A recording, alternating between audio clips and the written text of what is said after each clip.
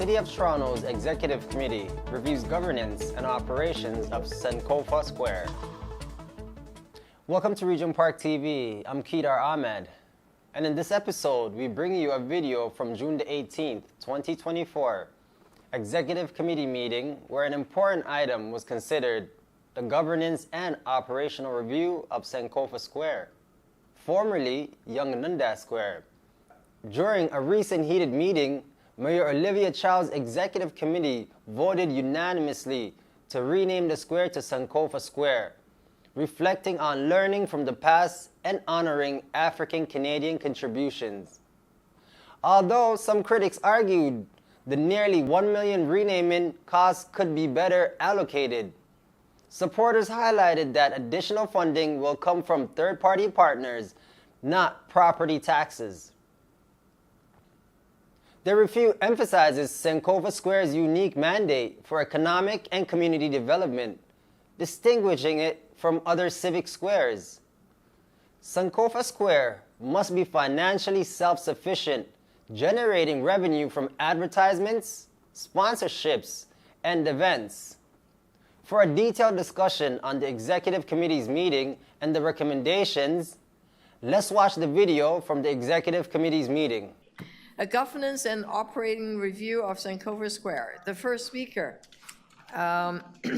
Emmanuel Doo, President of Ghana Canadian Association of Ontario. Are you here? Yes, I am here. Okay, you are online. If you can turn on your camera, it'd be even better. There you are. Okay, we can see you. We are ready for you. You have 5 minutes. Thank you. Please go ahead. Hello, good morning, honorable council members, honorable mayor. My name is Emmanuel Doo. I'm the president of the Ghanaian Canadian Association of Ontario, an organization that represents about 60 or 80,000 Canadians of Ghanaian descent here in the province of Ontario. And in fact, 80 or 85% of our population lives in Toronto. I'm here to, support or depute the Sankofa Square, which in fact we are privileged and excited that, Dundas Square, is going to be renamed as Sankofa. Let me just take a few seconds to say what, and I know some of you know that already. Sankofa means to retrieve or go back and get something. In fact, I have a presentation. It's not being shown, but that is okay. I can speak to the items. So it's not a mistake to go back and retrieve something that you've missed. That's what Sankofa is about. And this is a symbol that comes from Ghana, which I happen to have come from, though Canada is my new country. The Adinkra symbols is a visual symbol that represent different concepts. I think the question is that what is the significance of this renaming? Number one, it brings a sense of belonging to our community. What I mean, the Black community in general. When this was announced, everywhere, in Australia, Europe, everywhere, everybody heard about it. Said Toronto is really living to its ideals or its motto, which is diversity, our strength. With Sankofa renaming, what it has done is that it has provided a new hope of optimism for our young people. They have a sense of belonging. Now they see that, this country we live in, and Toronto for that matter, it really has uplifted their confidence, their self-esteem to contribute to this wonderful country we live in, which is Canada. And one of the things, with the renaming is also to reinforce the multiculturalism which we have in Toronto. Toronto is the most beautiful country, a city we have, the most diverse. People envy this diversity we have. This is the only place on the planet where every country is represented. And in fact, this symbol, Sankofa, can also be related to anyone, whether it's an Indian, Sri Lanka, Chinese. We all can aspire or live this principle or this concept. And here is the beauty. Sankofa is a concept. It's not a name of a person. It may be down the road. If it's a name, one day you hear that that person has done something, then you have to change it. This is a concept that can outlive generations to come. And that is what I'm deputing for today, that this thing council has done. I want to commend the Toronto City Council, what you have done. Don't let us, go back and start thinking about maybe the negative implication. I'm here to espouse the positive thing this has brought the Canada and the city of Toronto to the limelight. Everybody knows that Toronto is leading the world in terms of diversity. And like I said, Sankofa, though it originated from Ghana, from Africa, but the principle and the concept can apply to any person in this country. And like I said, we have seen our young people. This is a rising generation. When you look at our community, the Black community, we've seen an uptick, an upstage of a lot of young people who are highly educated.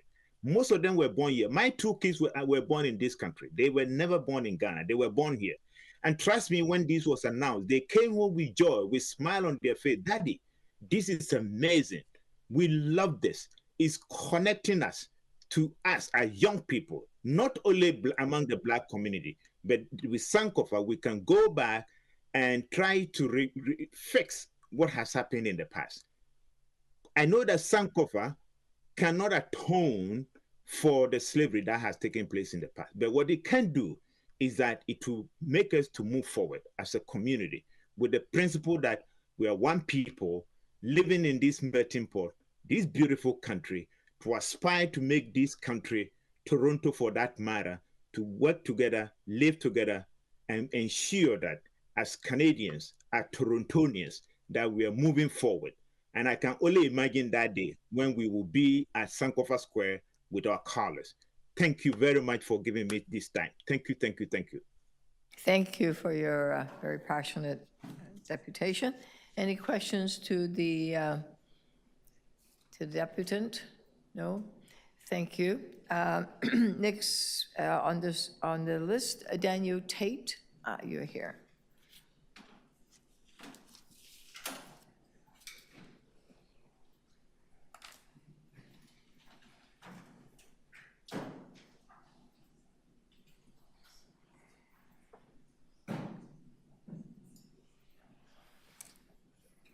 You have 5 minutes. There's a mic in front of you and you need to press the button.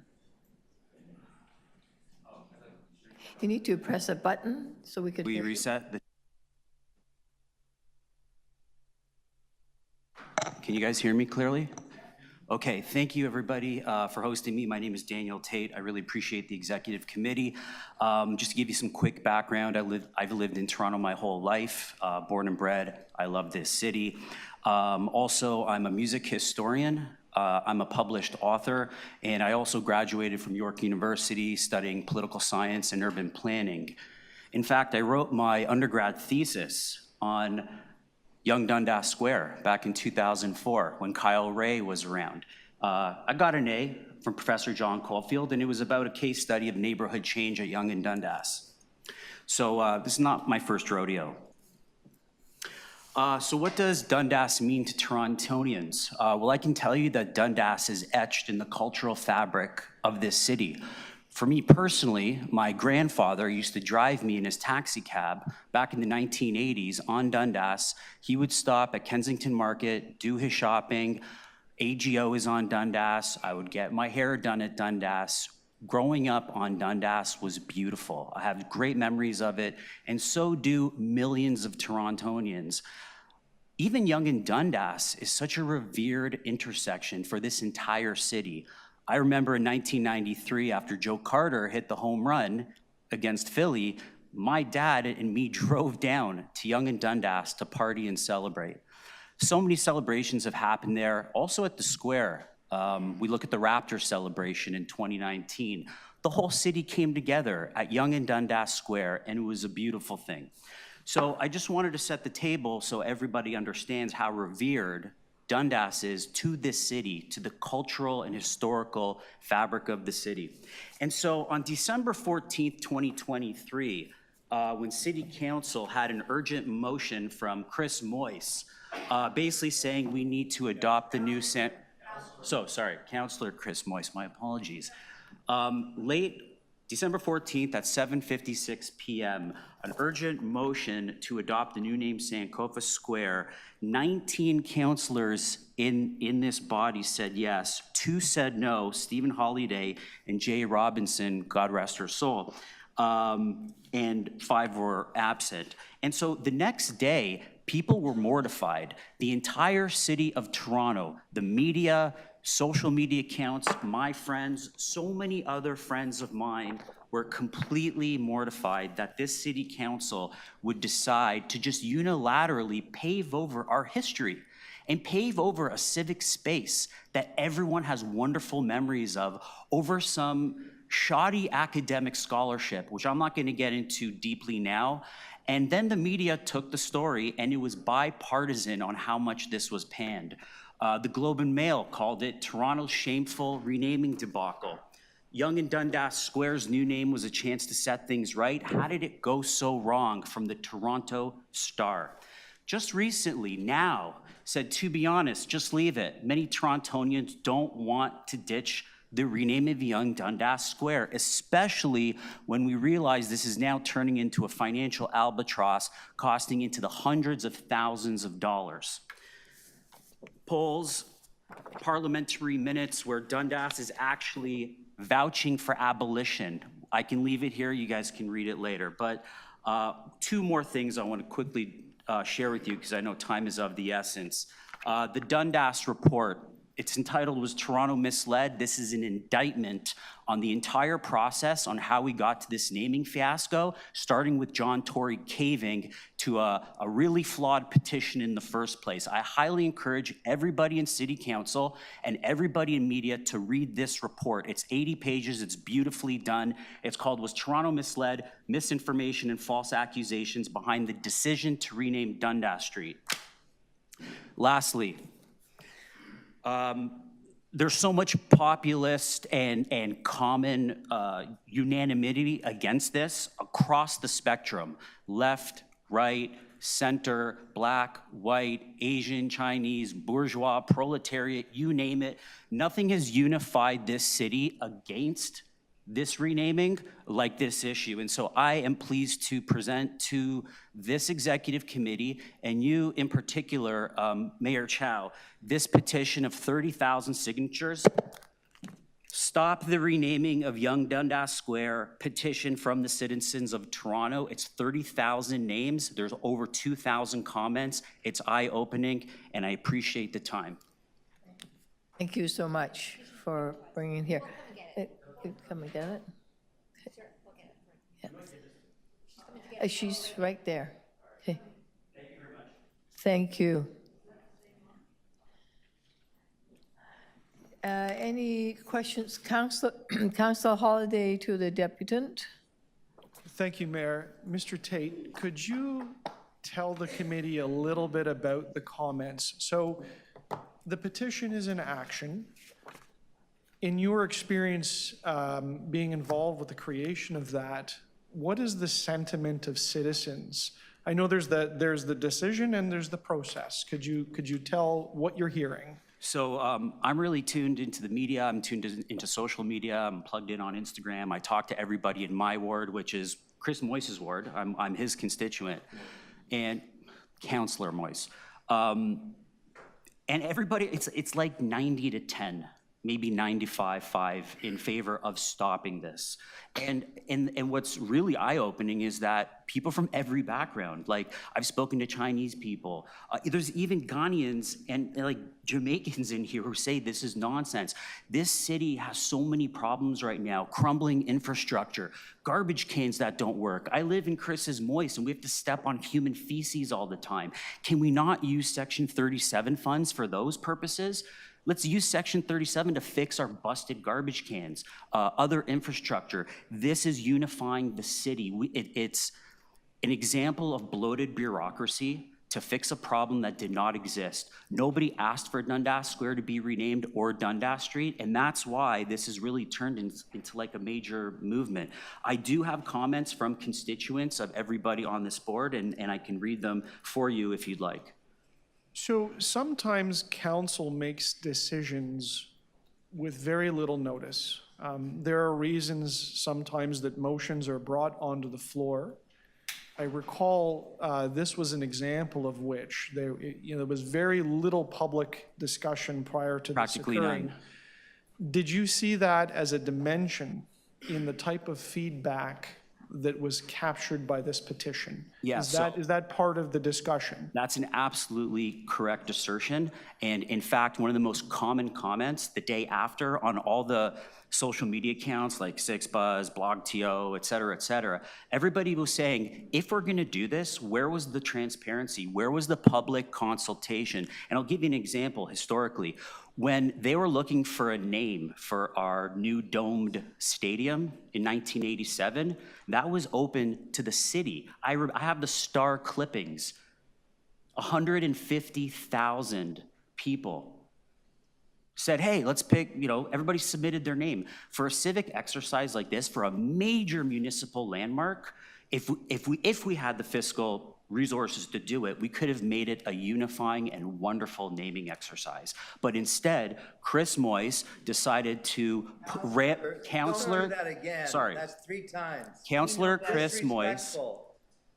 Counselor. I'm calling him by his name, man. Keep going, keep going. Okay. Just keep going, please. Councillor Moyse, Just keep going. please. Chris Moyse railroaded this through council. Mike, Relax, why? just keep Okay. going, please, just finish your Listen, sentence. what I want to say to Councillor Moyse is that as one of your constituents, me and thousands of people in your ward are very disappointed in you. And we feel, and we've seen you in media, basically saying that anybody who's against this renaming is like racist or anti-Black, and that's very Mr. disingenuous Tate, of you to you're say. answering the question to Councillor Holiday, Through the chair. okay? Can you please Through the chair. address, to the chair, to me, Okay. Councillor Holiday is the person asking Sure, the no question. problem. Thank you. If I can get 2 in. Please So do. the first question is, in situations where there isn't civic participation, do people then feel a lack of ownership or a lack of connection with the asset? So if the decision is made elsewhere without public consultation, does that break that bond? In your opinion and what So- you've heard with respect to the feedback through that petition? Yeah, so names have energy. Places have memory. It's a collective consciousness. So every time you go to Yonge-Dundas Square in the past, I'll give you an example. I saw Beyonce there. It was an incredible concert. I saw the Tragically Hip there. There was a time when Yonge-Dundas Square had great corporate funding, lots of sponsorship, and we had world-class concerts taking place right in our living room. And when we have those Council moments, offside?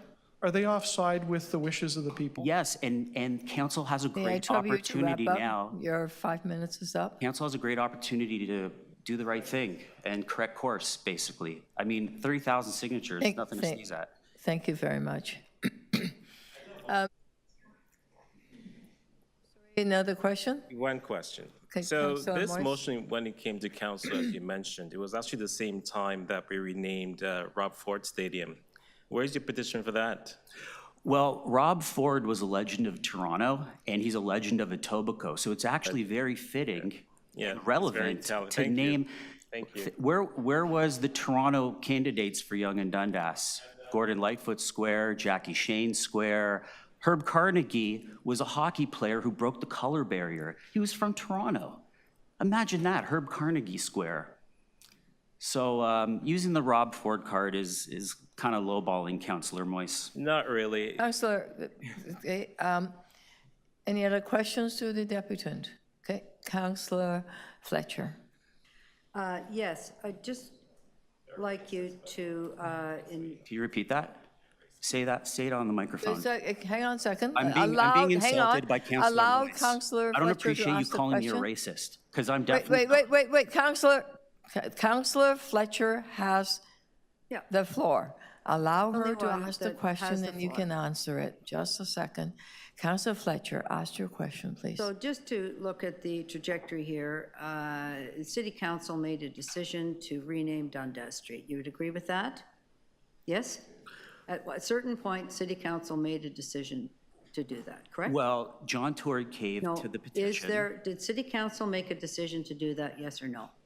Well, Yes, no? Maybe you don't know? I recall looking at the motion here that when, on that same December night, when Councillor Holiday put forth a motion to actually cancel the renaming of Dundas Street, you, Councillor Fletcher, voted I'm against asking you it. if you happen to remember Why did you vote that. against it? Sorry, this is not a give and take. As I understand it, City Council made a decision to rename Dundas. Yeah, it was a terrible decision. Under the previous administration, there was a number that was attached to that to do the whole 13 street. million and counting. And then coming back in this new term of council with the new mayor, there was a decision to change the name of Dundas Square and 2 stations. I think that's historically, since you're very clear about record, or what you see as the record, I think that is Yeah, the renaming of Dundas Street that's the record. is still on the books, and it's only been paused. still the record at the moment. That's correct. And thank you very much. And now you've given us a petition,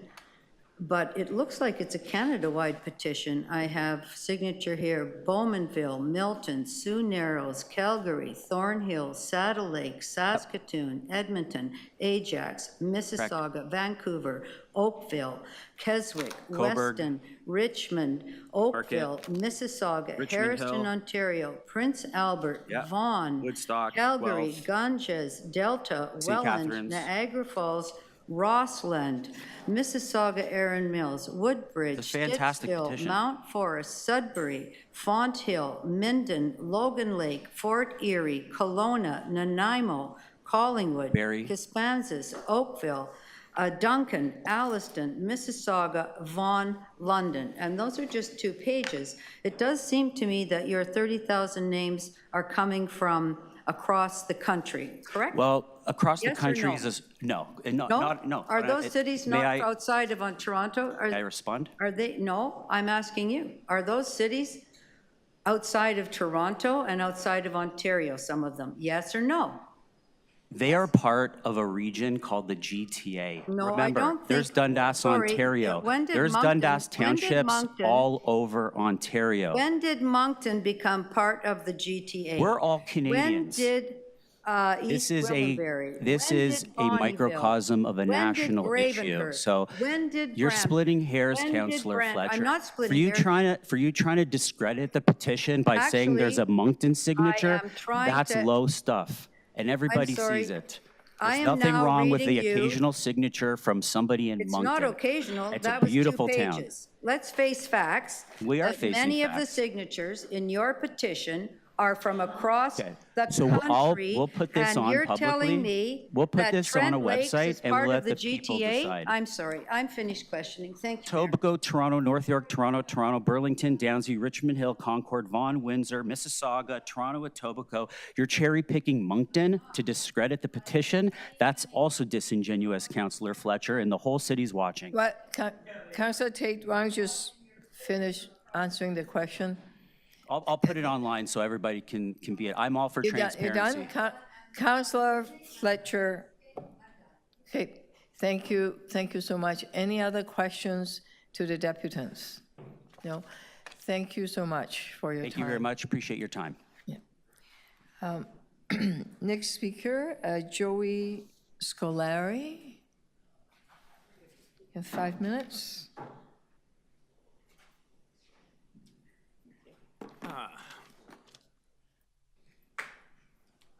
There we go. Can you hear me now? You can, go for it. Hi. Yeah. Hi, thanks for giving me the opportunity to speak. I would call on Mayor Chow to use her strong mayor powers to end this fiscal, social, and dystopian madness. The citizens of Toronto do not want their tax money wasted on this personal agenda realization. When I was a young boy, I had the pleasure with my Italian immigrant father, who barely spoke English, of meeting Ed Broadbent. He made a huge impression on me.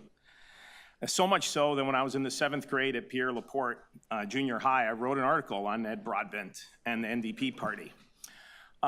He was kind to my father. He was fair to my father. He spoke to my father respectfully, even though my father spoke in broken English and was embarrassed. Years later, when I started in the media business, I had the pleasure of meeting Jack Layton, who to this day, along with Mr. Broadbent, were two of my favorite politicians because they cared about what everybody thought.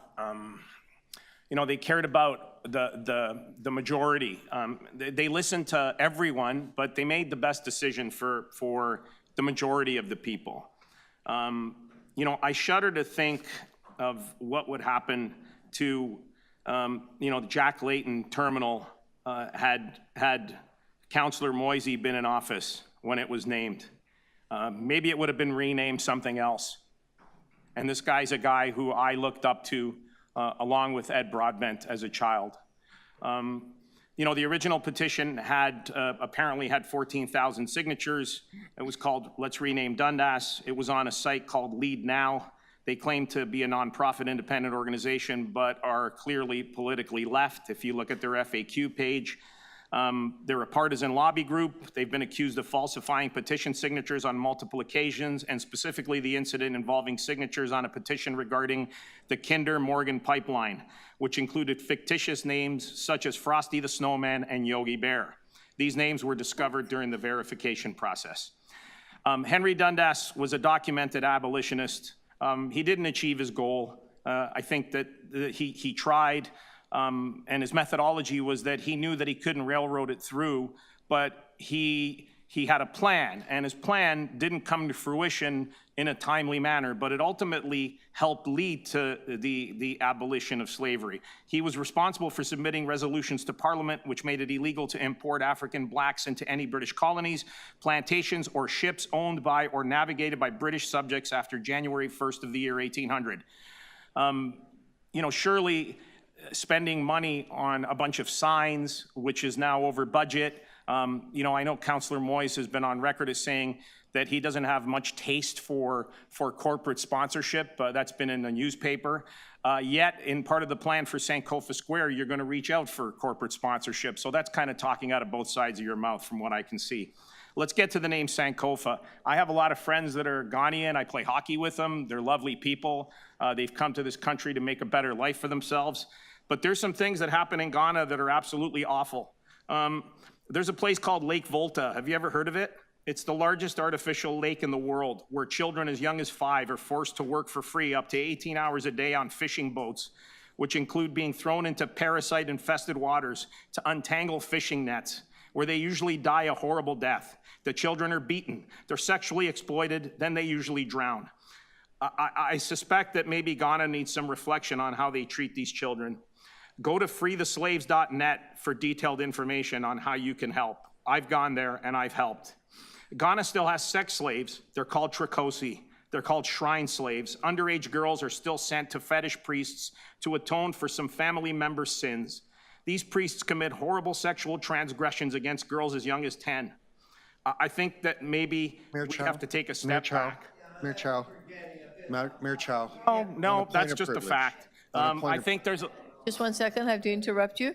I have a point of personal privilege from Councillor Perks. Am I allowed to speak? Just hang on a second. Yeah, you still have 1 minute, just hang tight. Councillor Perks, you have a point of personal privilege. Yeah, the City of Toronto has a very strong, open, and available commitment to confronting anti-Black racism. At the beginning of many of our meetings, we read statements acknowledging the legacy of the transatlantic slave trade. And I want to be able to conduct a meeting without listening to the kind of thing that was being said about Black people in Africa.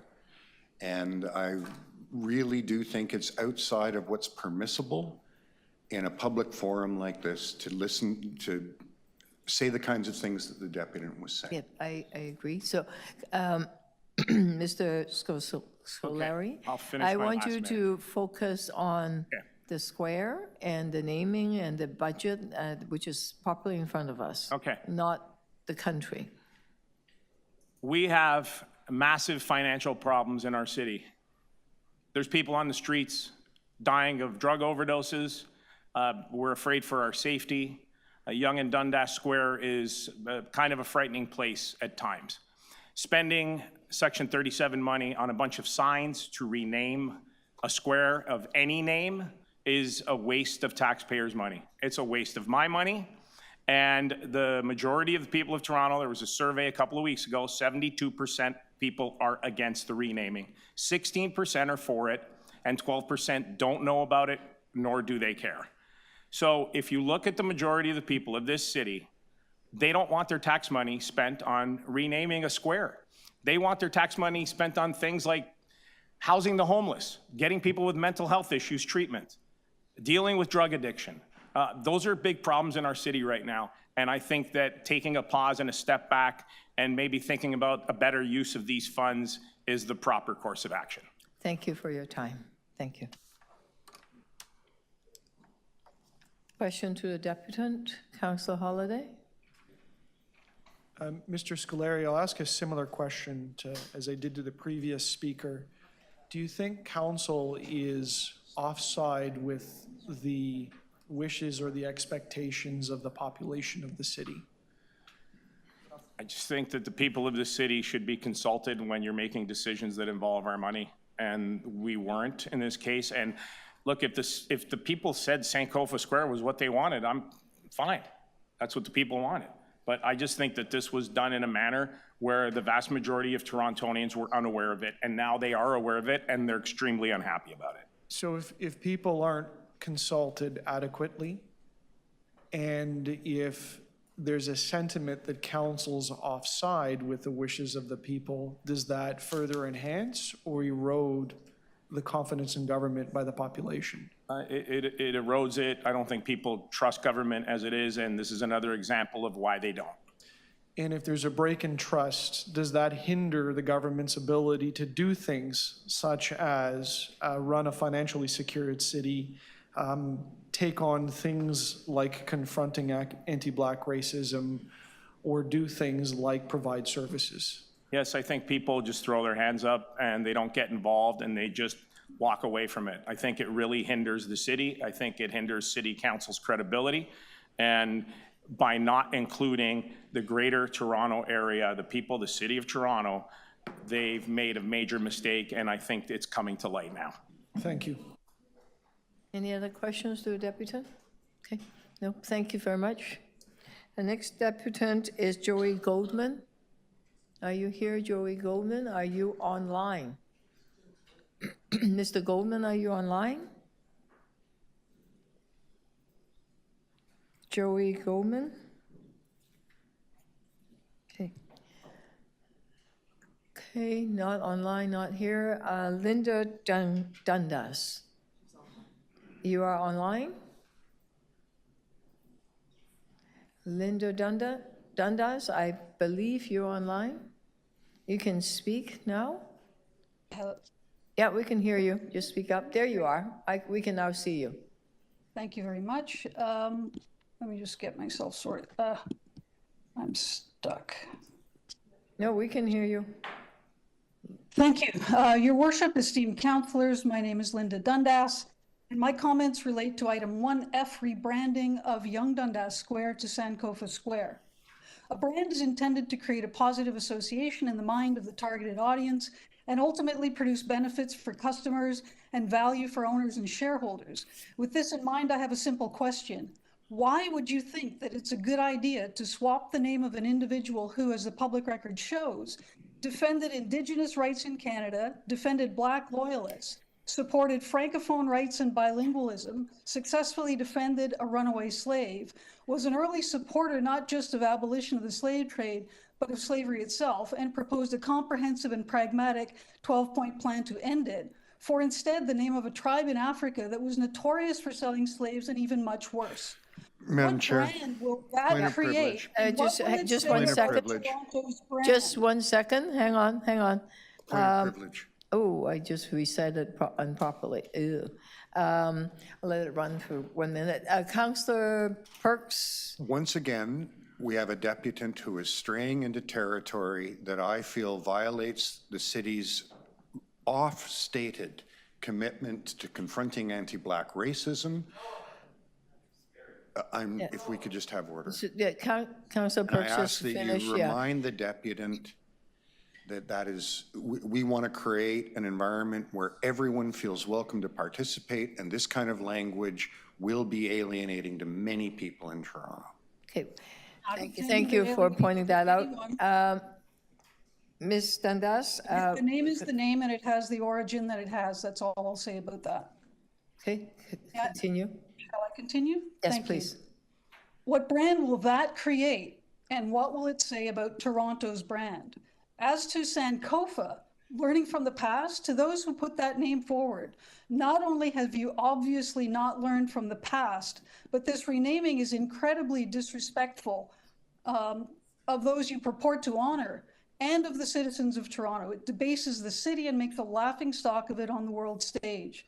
How has Toronto learned from the past when City Council ignores the writings of experts in peer-reviewed articles that exonerate Henry Dundas, such as those by historian Angela McCarthy, not to mention the request from 3 former mayors of Toronto asking that the renaming decision be reconsidered? What will it say about Toronto as a principal city in Canada that city officials willfully ignored the facts and the will of the people and continued to promote a false narrative to push through a senseless and costly change rather than elevating history and the opportunity for all to learn from it? What lesson will history take away about the people who steamrolled this through without appropriate governance and consultation based on ill-founded recommendations from inexperienced consultants? And what will Toronto's brand be at the end of all of this? Here's the past that we should learn from, again, all on the public record and supported by peer-reviewed research from renowned scholars. History shows that by his words and by his deeds, Henry Dundas consistently over a span of more than 20 years demonstrated his support for abolition and other social causes, including many touching Canada directly. As early as 1778, Henry is recorded as saying, "Human nature, my lords, spurns at the thought of slavery among any part of our species." Several years later, during the debates around abolition, records show that Henry professed himself as determined a friend to the abolition of the slave trade as any man, and thought that the African slave trade was contrary to justice and humanity and that it ought to be abolished. In 1796, his support for abolition was clearly and publicly acknowledged by a key abolitionist who summarized Henry's position as follows: "The right honorable gentleman and myself agree in our premises. However, we may differ with respect to our conclusion." He admits that the trade is not only inconsistent with humanity and justice, but with policy and prudence in time of war.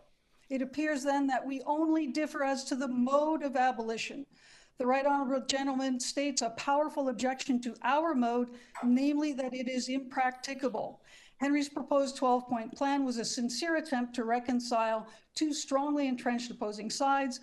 As the Parliamentary Register notes, he desired gentlemen to recollect that there was a path between these 2 extremes, a middle path that might meet the panic, the prejudices, and the habits of the West India merchants and obtain the object of the abolition of the slave trade effectually. In 1793, after a proposal for immediate abolition was defeated, John Graves Simcoe, whom Henry Dundas had appointed, persuaded the Assembly to accept a plan for gradual abolition following Henry's strategy, and Upper Canada became the first British territory to abolish slavery. So if you want to cancel Henry Dundas for adding the word gradual, then you should think about canceling Simcoe Day and renaming all Simcoe assets. But if you celebrate Simcoe for abolishing slavery, you should also celebrate Henry Dundas, who made it possible. And by the way, in 1801, Henry Dundas also convinced King George III to fire the governor of the Cape, George Yonge, yes, that Yonge, for engaging in an illegal scheme to smuggle slaves. So maybe it's the name Yonge that needs to be removed from the square, not Dundas. If you want to honor minority rights, keep the name of the guy who fought for them in the early days of Canada's history and helped establish the multicultural society Canada is today. Henry Dundas deserves to occupy a place of honor in Canadian history. Thank you. Okay, thank you very much. Councillor Holiday, question? Thank you, Mayor. Ms. Dundas, could you elaborate a bit more on your understanding of the history and the contribution of Henry Dundas to Canada? Oh, that's, how much time have we got? So Indigenous rights, Francophone rights, and Black loyalists. Those are the three that immediately come to mind. And if you're interested, we can provide references. But with respect to Black loyalists, there was an offer made to them to return to Africa and to have land granted to them. Many of them, I forget the exact number, took that up. In terms of supporting the French language, Henry Dundas encouraged or ordered Lord Dorchester to allow them to express themselves in French and to have written materials in French. And with respect to, let me see, Black loyalists, the Francophone Indigenous rights, he also ordered that Indigenous rights be respected. And that's about probably all that we have time for. But I'm happy to provide a more fulsome memo to council. So just succinctly, because I don't know that we've talked a lot about it, there's many, many academic discussions worldwide about Dundas being an abolitionist or not. But what I wanted to do, because you've got deeper knowledge, is do you have any comments on Dundas's impact to Toronto? I seem to recall a relationship between him and Osgood and what they did. And I thought it would be helpful for the committee to hear that about why Dundas is relevant to the city of Toronto and to Canada. Well, again, that deserves a further follow-up, which I'm happy to provide. I can't sort of off the cuff provide the response on Osgood. John Graves Simcoe obviously is somebody who's celebrated in Toronto. He will be celebrated in 2 weeks' time. He was an appointee. I believe there was a relationship between all of those men, and they Henry Dundas appointed John Graves Simcoe, who did so knowing that John Graves Simcoe knew what Henry Dundas's position was on slavery. Henry Dundas appointed John Graves Simcoe knowing what his feelings were about it as well. Clearly there was consultation between the men in terms of passing the strategy that was used to obtain the passage of that law in Upper Canada. So it's notable to me that virtually all of the jurisdictions at the time that were successful in abolishing slavery or taking the first steps towards abolishing slavery did so in a gradual manner. And that was because of the extensive opposition that they were encountering. And so there was a recognition, as I read, that the words of Henry Dundas in the Parliamentary Register, there was a recognition that the only way to do so was to bring everybody together through that middle path that he referenced. Okay. Thank you. Thank you very much. Any other questions to deputants? Thank you. Thank you very much, Ms. Dundas. The next speaker is Sifo Kaku. Kaku? Yeah, you're online, right? Sifo, I hope I'm pronouncing your name correctly. Sifo Kwaku. Ms. Kwaku, are you there?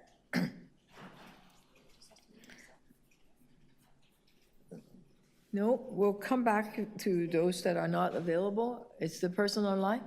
Hello. You are online. Okay, let's go ahead. We can hear you. Okay, greetings, Mayor Chow, members of the Executive Council, staff, and deputants. My name is Sipo Kwaku. I've lived in the city of Toronto now for approximately 59 years.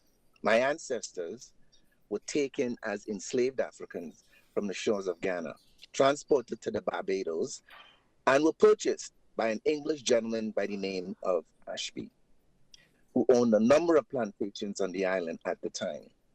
I was born Russell Ashby. As a young man of African descent, growing up in Toronto, I had very few anchors which anchored me to who I was as a person of African descent. My family of 6 siblings were the only children of African descent in the neighborhood. In primary, middle, and high school, I was often confronted with situations which reminded me that I did not belong here because of who I am, a young man of African descent.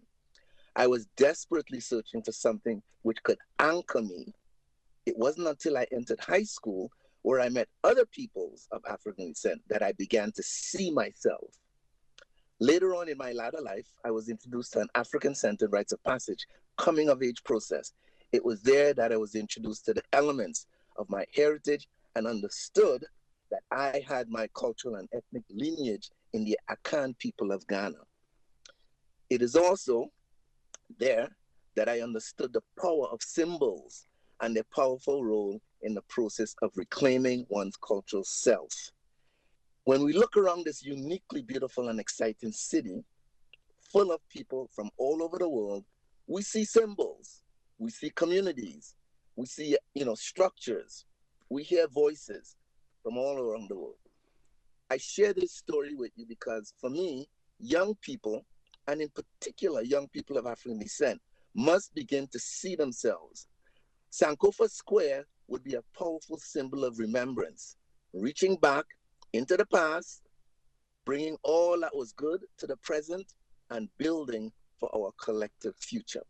Now, I've listened to some of the individuals who have deputized and stated their cases as to why Sankofa or Dundas Square should not be remained. I'm going to ask you to allow spaces for others. Allow spaces for others.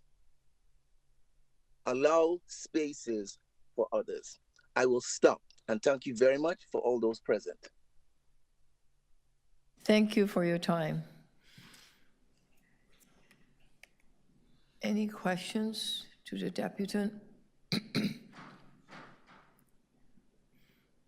Seeing none, thank you very much for your deputation. Next one on the list is Khalida Bello. Khalida Bello, are you here? Yes, you are. Thank you.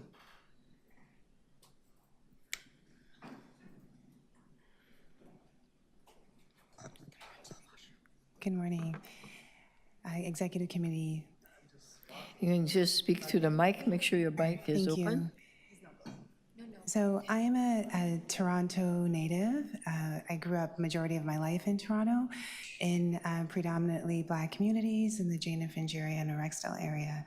And I just have a short commentary based on what we're discussing here today.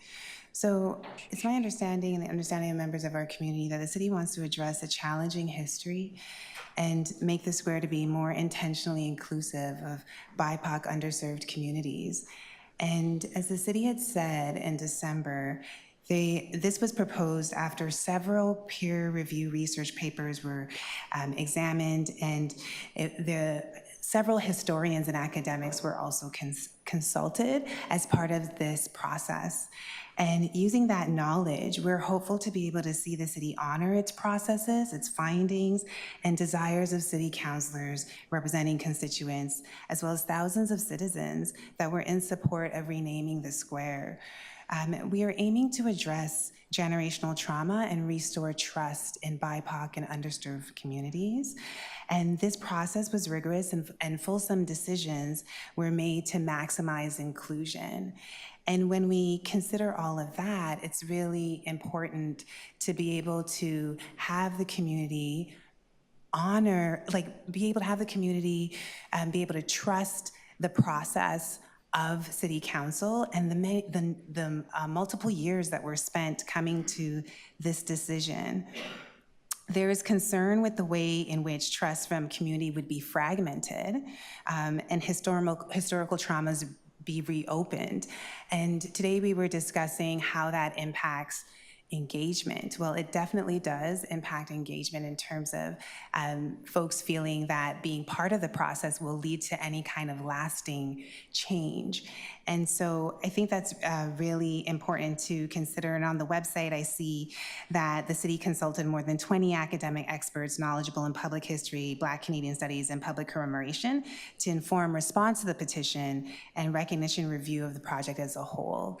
So I just wanted to bring that into our remembrance and consider what the consequences would be to underserved communities that have much less power than corporations, institutions, and other communities that have more power than the underserved that we're trying to represent. Thank you for that.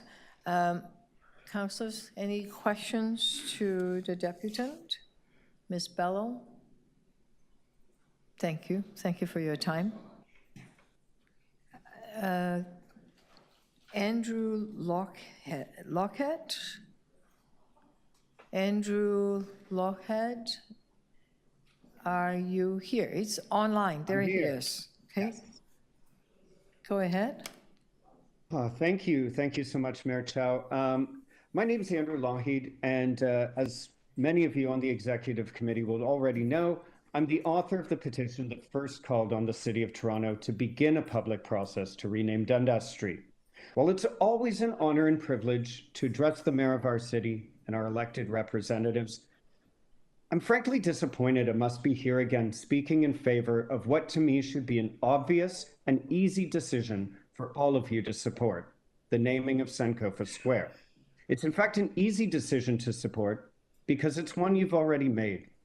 This is the fourth time I've come to this committee and the fifth time I've spoken to a civic committee on this issue. So the idea that there has been no public consultation on this matter is in fact laughable. Some elements of council, though, continue to insist that this decision should be debated again and again simply because they feel that spending even the smallest amount of public money on efforts to promote reconciliation, to celebrate cultural diversity, and to honor the contributions of Black, African, and African-descended people to our city is worthless. While debate is the lifeblood of our democracy, constantly having to defend the smallest equity-seeking initiatives, such as the naming of a public place, is itself a form of structural and systemic violence that our city has previously committed to eradicating in, for example, its Confronting Anti-Black Racism 5-year plan. In December last year, City Council voted to accept the consensus decision reached by a committee of senior academics, Indigenous elders, community leaders that also represent the interests of business and residents and the voices of historically marginalized people to name our main municipal square, Sankofa Square. Sankofa is a name that we've heard speaks to the issues at the very heart of the public conversations that the original petition to rename Dundas Street raised, namely returning to the past to learn from it and to use that knowledge to inform and shape the future. And just as it represents the heart of these concerns, Sankofa as a concept rightfully belongs at the heart of a city like Toronto, a truly global city that's made its rich cultural diversity and commitment to progressive values a part of its core identity. In my work as a scholar of public memory, as an artist and public historian, I've had the opportunity to speak with members of the African Canadian community who've expressed to me the immense sense of pride they feel in seeing Sankofa embraced as a concept in our city and their heritage and contributions to Toronto celebrated and recognized in such a public manner. Indeed, many of these same individuals have expressed how important seeing themselves represented in public is to making them feel a part of the city. And we've heard some of those people speak here today.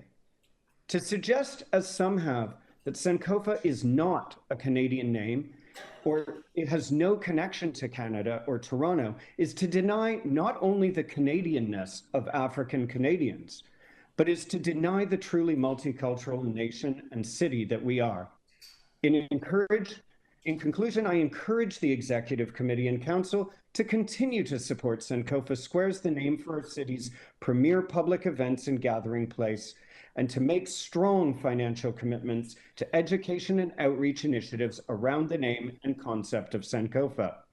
Further, we must continue to support the important work of the city's recognition review process that addresses the ways in which racism and colonial violence are celebrated in our city's toponyms, monuments, and other public spaces and institutions. If we are to maintain our municipal status as a world leader in equity, diversity, and inclusion, and as I've said before this committee multiple times, live up to our motto of diversity, our strength, I believe we simply cannot afford not to. Thank you so much. Thank you for your time. It's a good question. Any question? Councillor Moyes? Thank you, Mr. Lockett, for coming in once again for the 4th time and being an ally to the Black community. That's a quick question. How many people signed the original petition? The original petition that was submitted to council was over 13,000 signatures. And I took great pains to actually, before submitting that petition to council, to actually also verify using postcodes that these signatures did indeed come from a majority of Toronto and GTA addresses. Thank you very much. Much appreciated. Thank you. Any other questions to Mr. Lockheed? Okay, thank you for your time.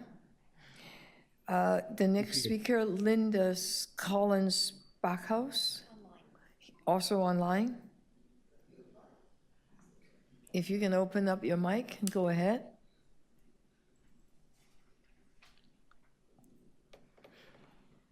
Linda Collins Backhouse. Are you online?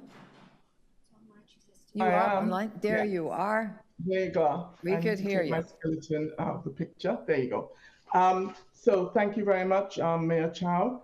Thank you for allowing me to speak on behalf of the name change to Sankofa Square. By way of introduction, my name is Linda Collins Bacchus. I'm a physiotherapist by profession. I have volunteered in the Toronto Black community since 1988 when I immigrated to Canada from the UK.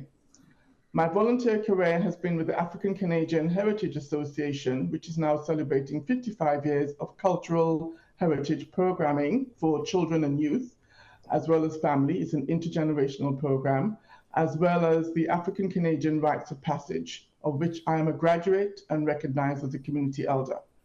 Rites of Passage, in Rites of Passage, we practice, and it's based on the Akan cultural teachings in Ghana. ACHA was also born out of the Rites of Passage process and principles. I have also traveled on numerous occasions to Ghana to carry out volunteer work in the Akan and coastal regions.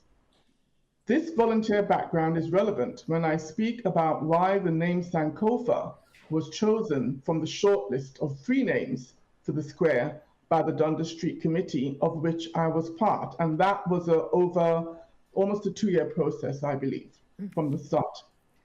So it was not quick. The word Sankofa, as you know, means go back and fetch it, as is signified by the image of the mythical bird that is looking backward to protect the egg on its back. Symbolically, you may see it as the ancestors, parents, or community protecting the upcoming generation. The meaning of Sankofa as a principle to live by means that you should know the past so you can learn from it and not make the same mistake again. In a way, it is like the phrase used after the Jewish Holocaust, never again. Both ACHA and Rites of Passage processes actively use the Sankofa principle to inform our behavior, teach our cultural history, and knowledge of those who went before us, our ancestors, to build our community. We have done this for all the years that I have been involved with both non-profit, volunteer-based programs. I also live my life with the spirit of Sankofa in the way that I conduct myself and the way that I move in the world. So it's very important to me. The Sankofa symbol is also a well-known and implemented,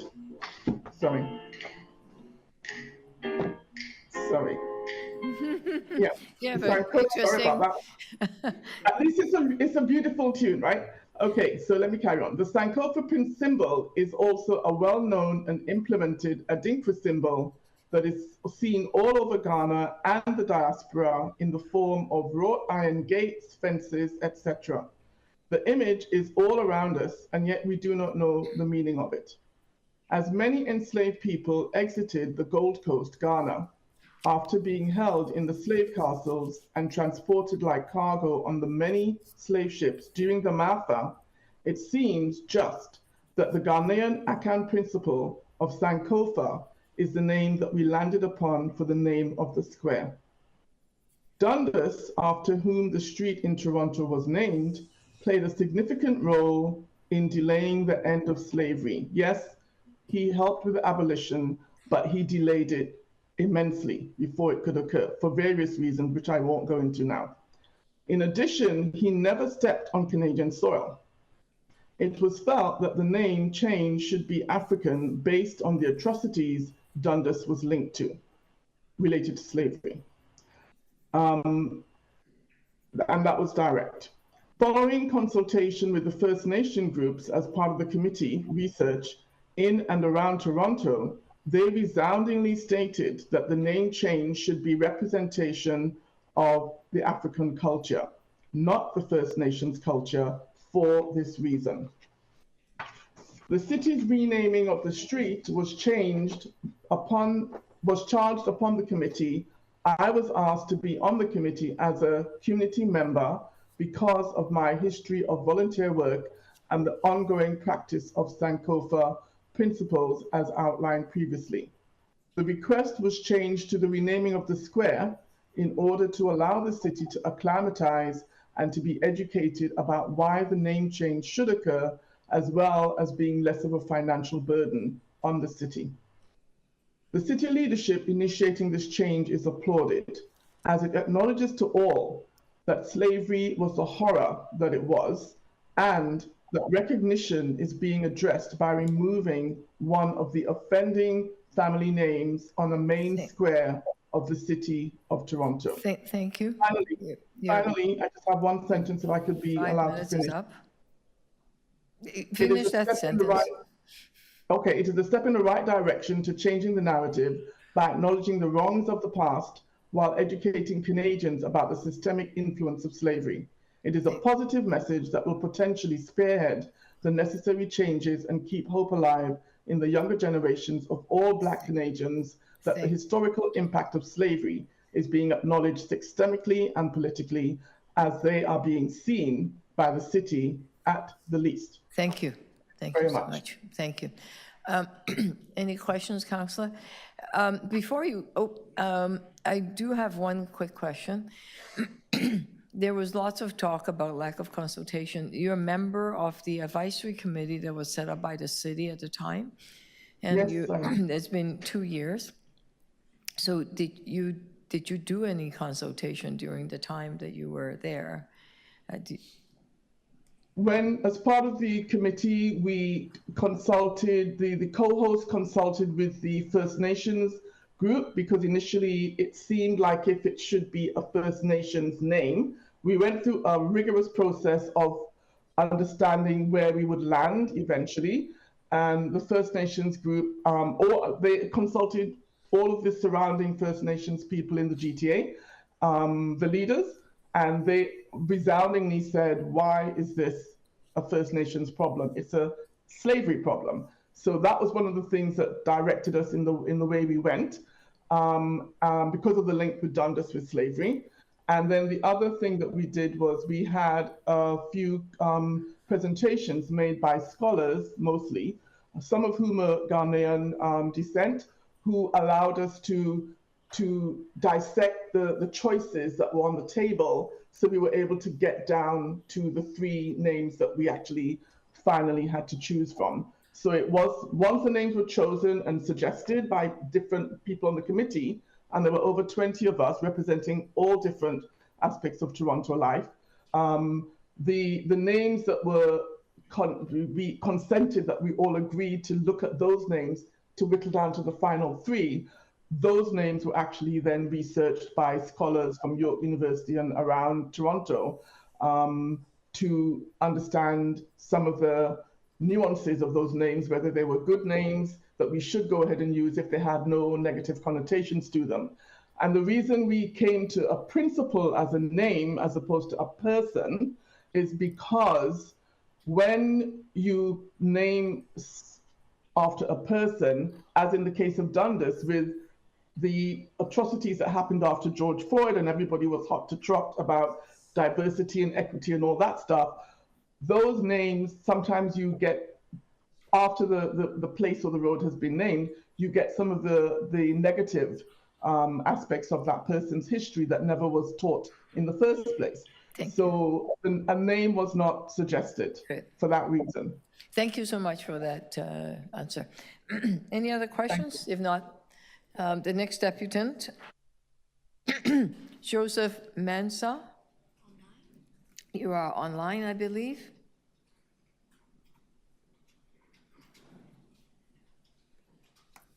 Joseph Mansa, you are online. He is online. You just go ahead and speak. We can see you, but we can't hear you. Can you open up your mic? Can you open up your mic, Mr. Mansa? No, maybe he stepped away. We're going to come back to you. David Farang, Ghanaian Association of Ontario. Oh, here's Joseph Mansa. Yeah, we could hear you now. Go ahead. No, we cannot hear you. We cannot hear you. There's usually something called a mic in the lower left-hand corner. I have turned down. Yeah, if you could, you have two mics going on. If you can turn off your phone, just use one device, then it will not give you feedback. Can you try saying something again? Now we can't hear you. If you can. Yep, we can hear you now. Go ahead. Just speak louder. Okay, thank you so much. Yeah, there's some echo here, but I'll try my best. Yeah. It's not working. You have serious feedback. You know what? If you can test it out a bit, we're going to come back to you, okay? We're going to, okay. Yeah? Are you all right with that? Or do you think you're ready? Can you want to try one more time? Say something. Hello? No, it's still a lot of feedback. We'll come back to you, okay? The next deputant, David Farang, Ghanaian Association of Ontario. Are you here physically? Are you online? Is the person online? Yes, he's online. Okay, you're online. We can see you, but if you can just open your mic, we can hear you. Yeah, I can. You can hear me? Yep, go for it. Good. Thank you, Mayor Olivia Chow, members of the Executive Committee. My name is Professor David Farang, a Trent University professor in Peterborough, and I teach a course in equity, diversity, and inclusion. Thank you for the opportunity to deputize about Sankofa. Now, I would like to share and start by saying that many years ago, 2002, I used to work at the City of Toronto in the diversity management and community engagement. Jack Layton, David Miller were my great friends in the good old days. And so I want to put it there. Toronto is the fourth largest government structure in Canada. And people refer to Toronto as the world in the city, meaning that every country of the world is here. What a beautiful thing, right? Now, a city that prides itself in diversity being our strength is a wonderful city. We are very fortunate to be living in a city like this. Now, building inclusive community is about respecting diversity and also promoting equity, right? Now, with naming Dundas Square as Sankofa, the city is addressing the issue of anti-Black racism. The city is also recognizing the presence of equity deserving community groups in our city. Now, I want to question how many racial minority names, personalities, or symbols do we see around in the city? So naming Sankofa Square is one great example of what the city is doing. Now, for those who are disputing against Sankofa, I would like to suggest to you that you need to respect diversity so that we can promote equity and inclusion in our city. Now, I want to draw your attention to a report which the city commissioned many years ago, and that was contracted to Michael Onston.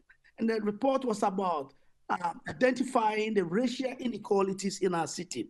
In that report, which was commissioned in 2001, 2002, most Black communities in Toronto were the most underserved community groups. Groups like Ghana, Somalia, and all of them. They were overrepresented in menial jobs. They were overrepresented in all kinds of negative situations in our city. So naming Sankofa, going back to the past to retrieve what belonged to us, is well deserving.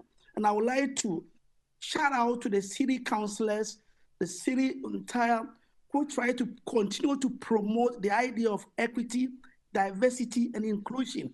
That is the essence of a civilized democratic society.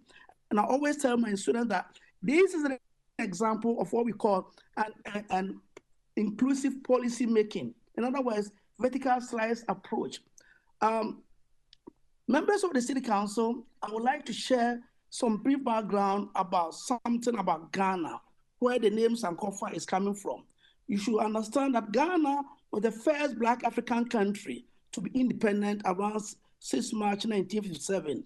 Now, Ghana was the leader of anti-colonial and pan-Africanist movement trying to eliminate anti-Black racism. Ghana is also home to many of notable like Anton Wheeler, Amo, Yaa Santua, Kwame Nkrumah, Kofi Annan. Of course, you hear the African Ghanaian mythology of Anansi stories happening. Now, Ghanaian Canadians are among the largest Black continental African groups in Canada. We are over more than 100,000 Ghanaians, but unfortunately, the statistics has underscored the little number of the Ghanaians in here. We represent in so many areas of sports and everything. And when we try to name Sankofa, the fact also belongs that we are respecting diversity to the point that we are embracing ourselves, promoting and supporting and creating an opportunity for all those equity-seeking and equity-deserving community groups. Thank you, Mayor, and your executive committee done a good job for naming Sankofa at the Dundas Square. Thank you very much. Thank you for your time. Any questions to the deputants? If not, our next deputant, Mary Akua Bontan, which is the Vice President of Ghana Association. You are online also. May I ask you to speak?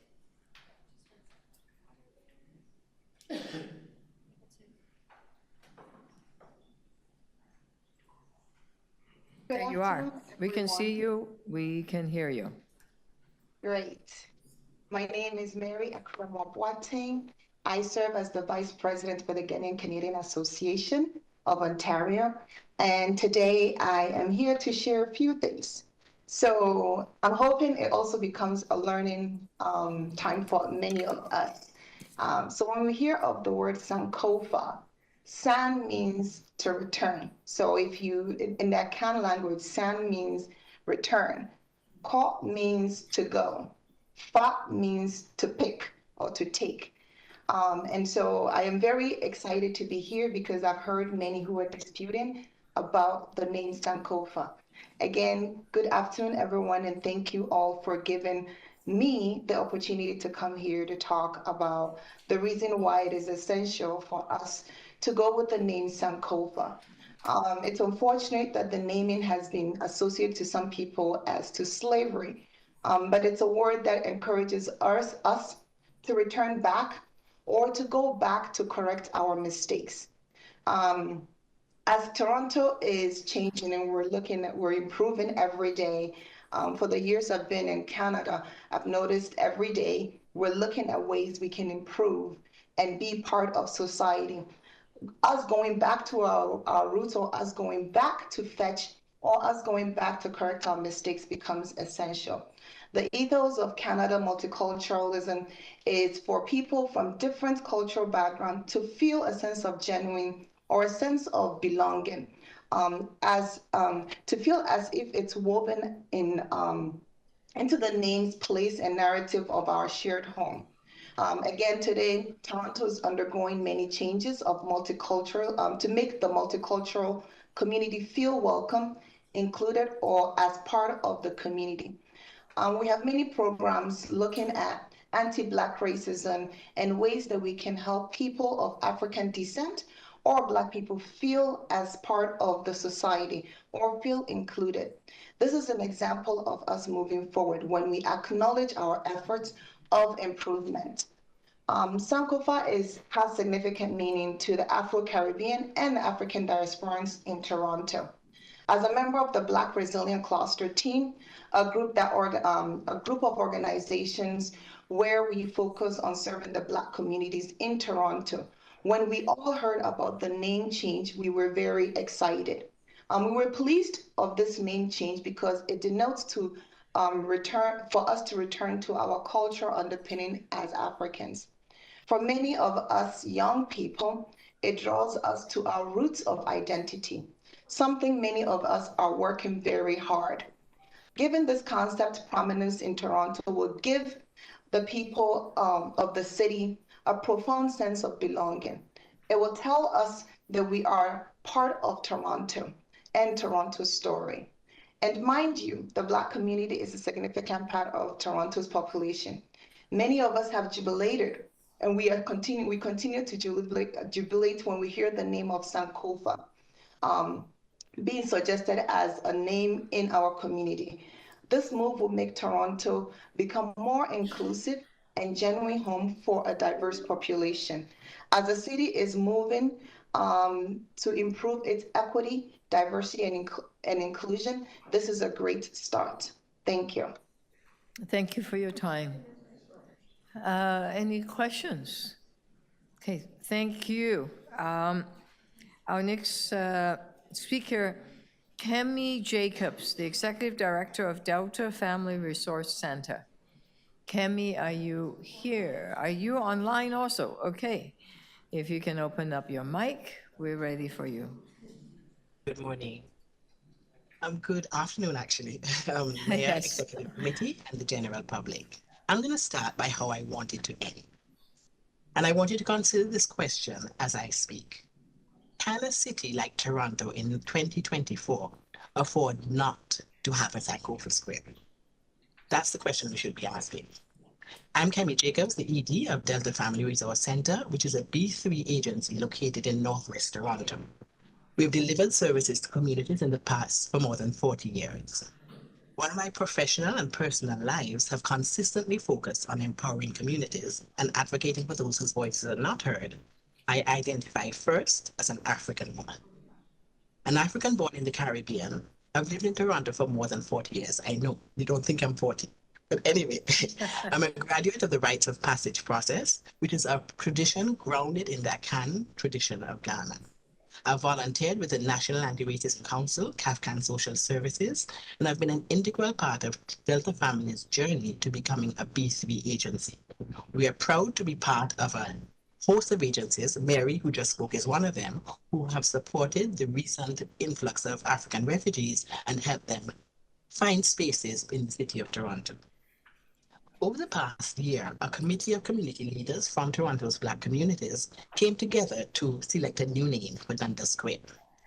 As the entire global community was forced to face the harsh reality of the enduring, unrelenting impact of anti-Black racism in the aftermath of George Floyd's murder, many communities reacted by making the conscious decision to overturn the tribal practice of naming streets, buildings, and spaces after historical Anglo-Saxons who, in their desire to expand and enrich the British Empire, perpetuated atrocities against humankind, particularly Black and brown bodies. In view of the fact that Dundas directly impacted the lives of Africans, it is particularly fitting that the new name honors and celebrates African traditions. It is in view of this that after months of exploration and deliberation, the name Sankofa Square was selected as a new name for the square. Last month, Councillor Holiday asked for an operational and governance review of the initiative. The city manager's office has ably addressed the questions raised, so rather than focusing on already addressed issues, I choose to share with Council just two of the many reasons why it is important for Toronto and for Black people, not just for Black people in Toronto, but for the city of Toronto and for us as Black people in Toronto to have a Sankofa Square. While we speak of the progress made by Black African Canadians, there are too many Black residents who are still excluded and left behind. This exclusion is often expressed in silences, an internalized racism and shame about our African heritage, in denial of our identity. It pains me that we still see underrepresentation of Black teachers in schools. Some of the speakers mentioned this. The overrepresentation of my people in the care and justice system. And in June 2024, I can still hear an educated Black Caribbean woman proudly state that she would not wear a t-shirt with a map of Africa because she has no connection to Africa. Having a Sankofa Square, a square which is central to the functioning of Toronto, would do much to erode the impact of internalized racism, leading Black residents to see that our traditions are valued and that we deserve, we can and will take up space as we go back and fetch our connections to our ancestors. Toronto is, I'm biased, Toronto is Canada's coolest city. While conditions have changed since COVID, while the skyrocketing cost of living and extremely high housing costs force many of us to pause, most of us would not choose to live in any other city. Toronto is dope. We have a reputation for being inclusive, for embracing diversity, being intentional in our efforts to be equitable, and to promote anti-oppression and anti-Black racism. And while I may not have drunk the Kool-Aid, there are not too many cities in the world which have a unit, small though it may be, devoted to combating anti-Black racism. Having a Sankofa Square, central meeting place, in the heart of the city of Toronto, which acknowledges the importance of African immigrants, celebrates an African identity, and honors, and at the same time, and a Dinkwa system, epitomizes Toronto's warrior spirit. It underscores Toronto's commitment to equity and justice, while many regions are backsliding on promises made 4 short years ago. And this can only enhance the city we call home. In closing, while I applaud the city manager's summary of the financial potential, I think we need to really ask, what is the cost of not having a Sankofa Square in the city of Toronto? Thank you. Thank you very much for your deputation and your time. Joni, oh, hang tight. Oh, you might have lost her.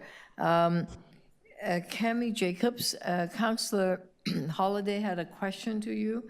Can you come back online? Sure. Oh, there you are. Hi, Ms. Jacobs. Hopefully you can hear me okay, because on the monitor, I couldn't hear the sound really well, and I thought I caught one of your comments, and I just wondered if you could clarify it. It's a really simple question. I thought you had mentioned my name, Councillor Holiday, asking for a governance review. I thought I heard that, and if I'm wrong, please let me know. And that's what I read in the documents which accompanied the matter being brought to council. Was I wrong? Was it not you? Yeah, I think the governance review came from elsewhere, but I'm so sorry. I wanted to ask this because the sound connection isn't great, but I wanted to get clarity. You know, when you hear your name and you said, what's that? Yeah. So thank you so much. Thank you, Madam Mayor. Thank you. Any other questions to Deputant? Nope. Next, I believe Joseph Mensah now has his audio problem fixed. Mr. Mensah, would you like to come online, please?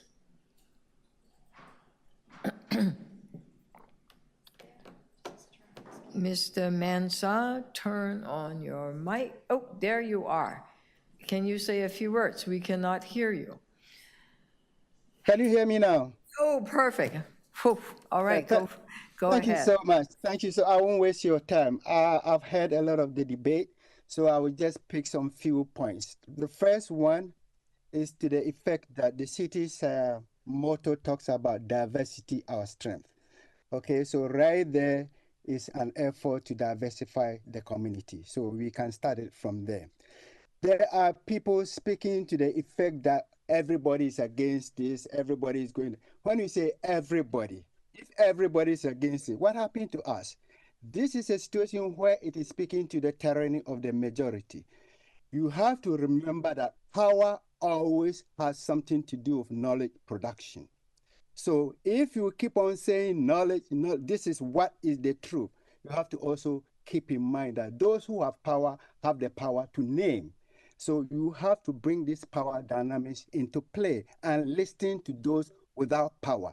All this debate going on, do you think those without power, the poor person trying to struggle to find something to eat, it will be able to be on this platform? No. So it's just those who are power, who are managing, who are naming. So you have to be mindful of the way power plays in all these things. Next, let me talk about the fact that we talk about integration. Integration, by definition, theoretically, is two-way. The minority who is here is expected to integrate to the majority. So you can try to integrate. What if the majority doesn't want you? So the integration should go both ways. Just as the minority is borrowing from the majority culture, the majority should be prepared to also borrow from the minority culture. Otherwise, integration will never work. Toronto prides itself of being multicultural. So this question shouldn't be an issue at all. This question shouldn't be an issue. How can you be multicultural, yet you are debating about the fact that you are bringing some minority culture to play? So there are so many things that one can use to argue in favor of the Sankofa naming. If you are a black person, a youth, you are disillusioned about your Canadian citizenship.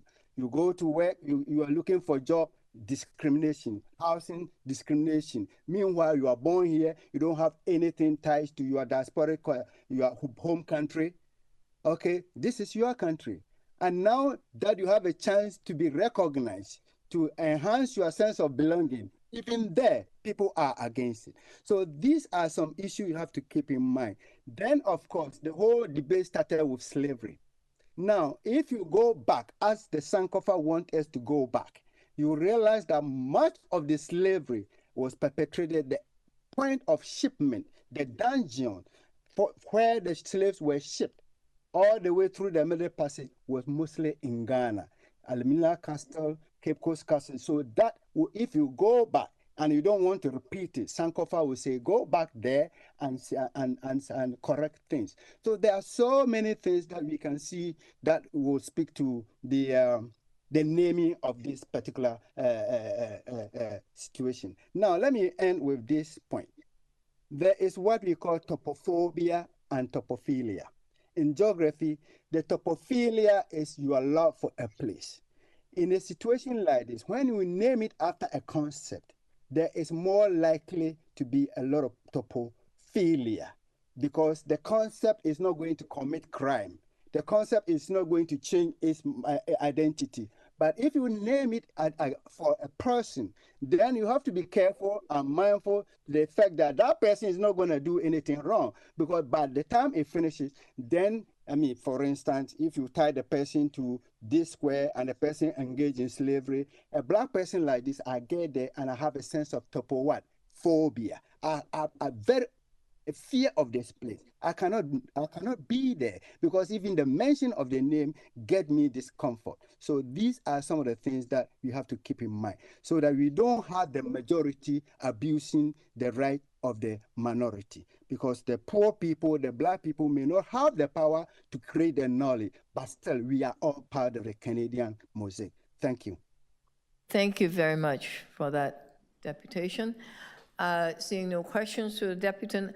And right now we're on EX 15.4, governance and operational review of Sankofa Square.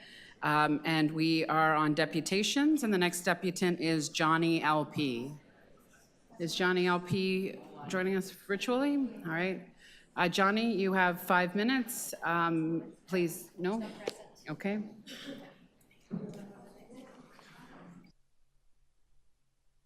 All right, while we wait for Johnny, we will go to Camilla Collins Aretza, a PhD candidate in history at the University of Toronto. Are you there, Camilla? All right, wonderful. You have 5 minutes. Please begin whenever you're ready, and when you're getting close to your time, I will let you know. Thank you. Thank you. I hope you all can hear me. My name is Camilla Collins Ariza, and I'm a PhD candidate at the Department of History, University of Toronto. I'm reading these comments on behalf of my supervisor, Professor Melanie J. Newton, who cannot be here today. The name Sankofa was the consensus choice of the Community Advisory Committee, which Professor Newton co-chaired with Wenda Elder Catherine Tamaro. The concept of Sankofa acknowledges the transatlantic slave trade as part of our collective past. It celebrates the contributions of Black Torontonians to the city and represents historic ties between West Africans and their descendants across the Americas, including Canada. The Akan linguistic and cultural region of West Africa includes what Europeans called the Gold Coast, corresponding roughly to the modern nation state of Ghana, as well as parts of Togo and Côte d'Ivoire. More than 1.2 million people are known to have been trafficked just from the Gold Coast to the Americas. In the midst of this chaos and catastrophe, artists from the Akan region created a philosophical and visual system of Adinkra symbols, which each had a meaning that was both straightforward and complex, and which were easily recognizable and quick to reproduce. Sankofa might be translated as look back to go forward. And its Adinkra symbol is either a stylized heart or a bird with its head turned to the rear, beak open to either place or collect a seed off its own back, its chest and feet facing forward. It embodies the longing and hope that looking back to go forward must have meant for millions of Akan people forced from their homes by human trafficking. In the Americas, Akan people were the charter generation that put a lasting cultural stamp on many Black communities, even if people with backgrounds from other nations and cultures later came to predominate. Many descendants of Akan survivors of the slave trade are now citizens of Canada. Many members of Toronto's diaspora community have Akan ancestry. Tens of thousands of Ghanaians live in Toronto, which is a global site of which is a global site where descendants of the survivors of the catastrophe that befell the Akan, who hail from both sides of the Atlantic, can come together. The suggestion that Sankofa is not relevant to Toronto and that Akan people were responsible for their own enslavement is dangerous rhetoric associated with anti-Black racism, residential school denialism, and anti-Semitism. Such rhetoric seeks to blame victims of genocidal violence for their own suffering and deny the contributions of their descendants to the communities where they live. It is false to claim, as some opponents of the change have, that sanctioning the use of Black soldiers in the imperial military was evidence of abolitionist sentiment. There is zero evidence for claims that Henry Dundas was responsible for abolition in Canada. In contrast to this ill-informed rhetoric, the Community Advisory Committee offered a concept both simple and profound, mournful and celebratory, as a gift to all Torontonians, regardless of their background.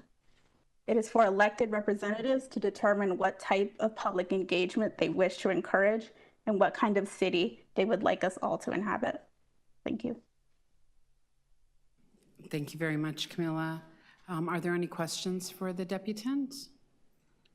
All right, seeing none, I appreciate your time today. Our next deputant is Nina Ya Frima Anning.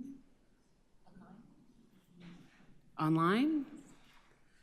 Okay, Nina, thanks for joining us. There. Hi, you have 5 minutes. Please begin when you're ready, and I'll let you know when you're getting to your time.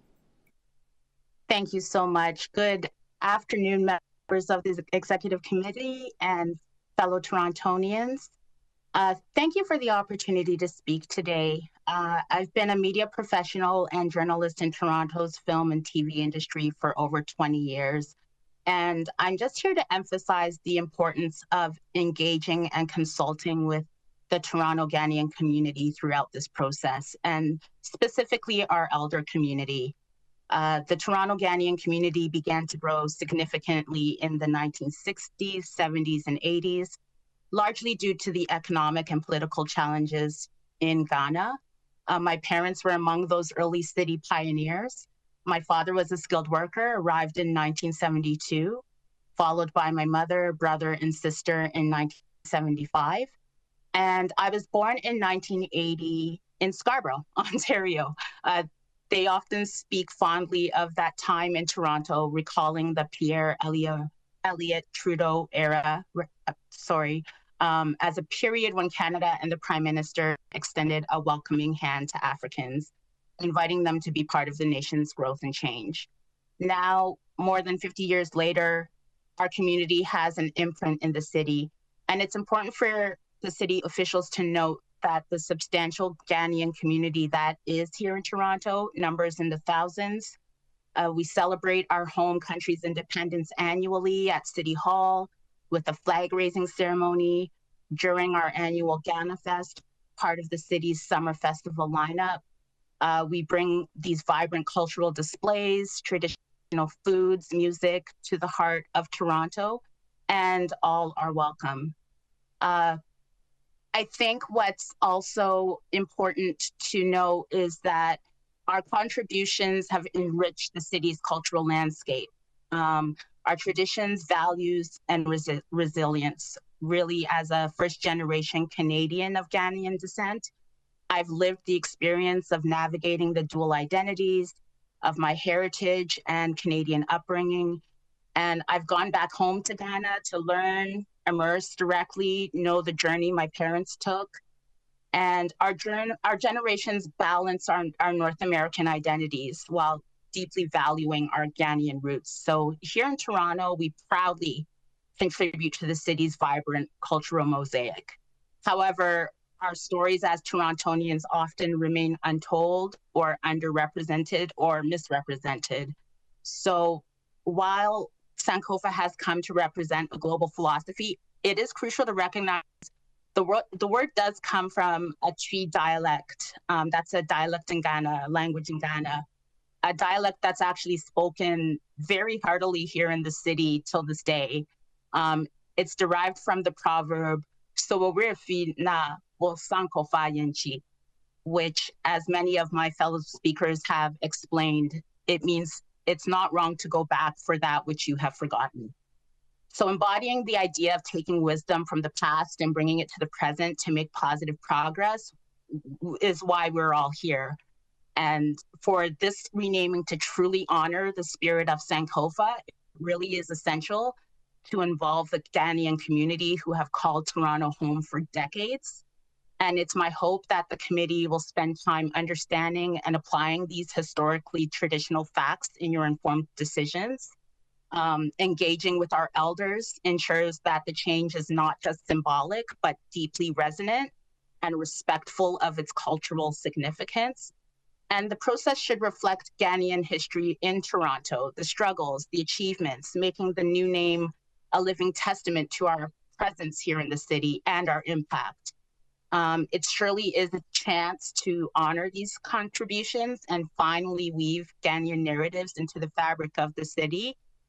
And furthermore, the Ghanaian community's involvement in Toronto can also enhance the strategic and business plans for the newly named square. Our insights can help craft economic development strategies, community programming, tourism initiatives, and just reflect our heritage and contributions.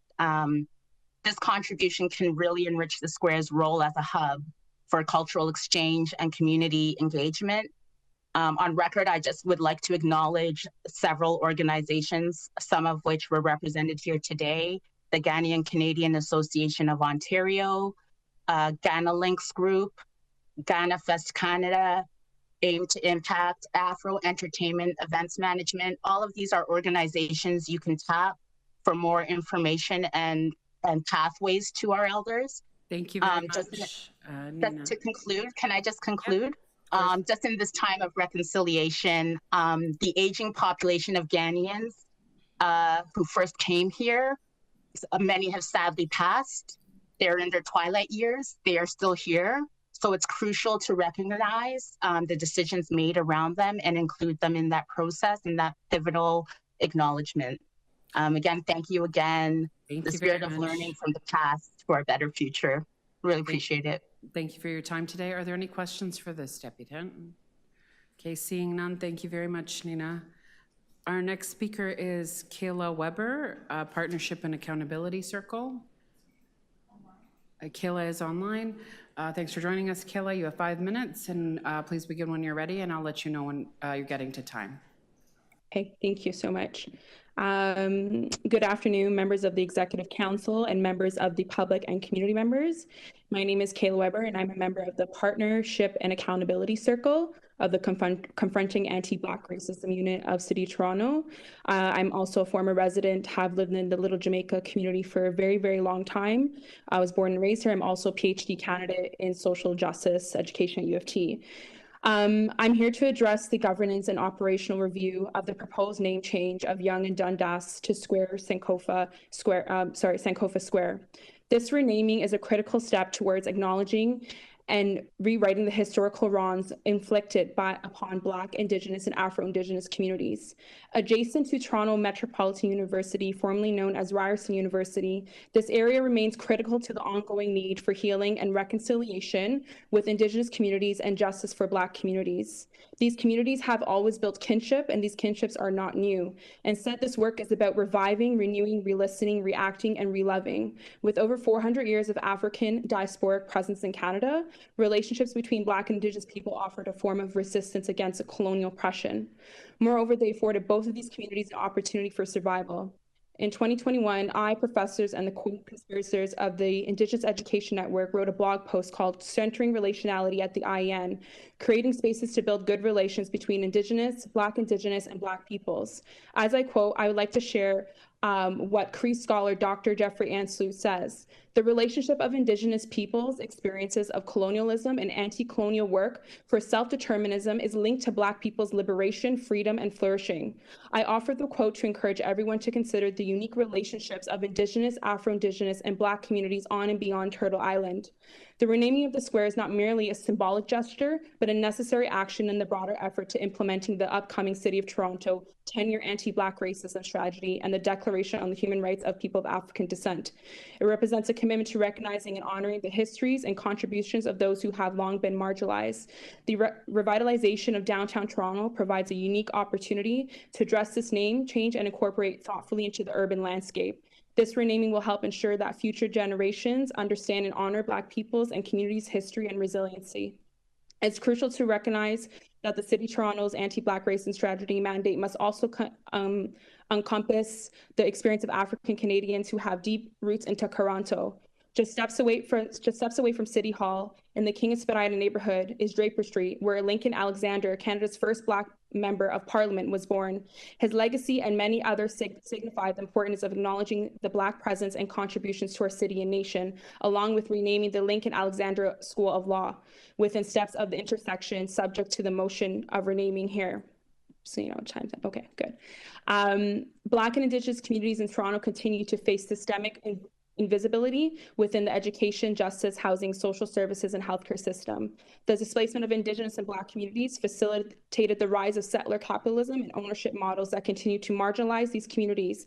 Planning and governance must now prioritize both Indigenous and Afrocentric ways of knowing and being, ensuring the active visibility and inclusion of Indigenous, Afro-Indigenous, and Black peoples in urban spaces. The legacy of slavery and colonialism persists in the social economic structure that shapes our city. Ronaldo Wilcott, 2021, highlights the need for abolition, not just of slavery, but of the systems of power and inequality is endangered. Black and Indigenous communities have always resisted these systems, co-creating spaces that reflect their values of kinship, place, and collective responsibility.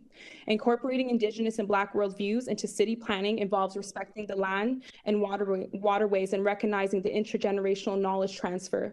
It means prioritizing future generations' well-being and creating a commitment to reworlding, as Dr. Eve Tuck discloses, a different future and interconnecting communities. This approach challenges existing Western concepts of property and planning, advocating for a future where both Black, Afro-Indigenous, and Indigenous communities reclaim their identities and spaces. The city must work in genuine partnership with Black and Indigenous communities, avoiding tokenism and making radical changes that reflect these lands' true ownership and autonomy. Similarly, Black communities must be actively involved in planning processes to build trust and to ensure their voices are heard. Cities are situated on traditional territories, and this historical context must be acknowledged in contemporary planning. In conclusion, renaming Sankofa Square is a step towards honoring the histories and futures of Black Indigenous communities. It is a call to integrate their perspectives into planning and governance of our city, ensuring that their presence and contributions are rightfully recognized and celebrated. Thank you so much. With gratitude, Kayla Weber. Thanks. Thank you very much, Kayla. Are there any questions for this speaker? All right, seeing none, we'll move on to Paul Osborne, Dua Crow Family Services.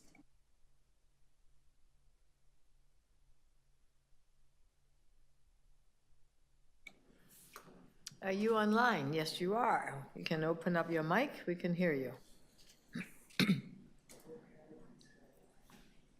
Okay, you're not. Is Paul Osborne there? Okay, you're online? Yes, I'm here. Yep, go ahead. Will I be heard? Yep. Thank you much. Again, thank you everybody for hearing us today. And in the concept of Sawabona, being able to see us and hear our concerns of citizens.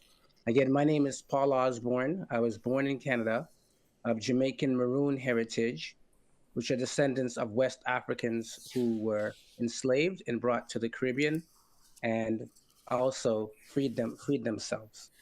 So the Sankofa bird represents the idea of looking back at our past, while the egg it carries in its mouth symbolizes the future.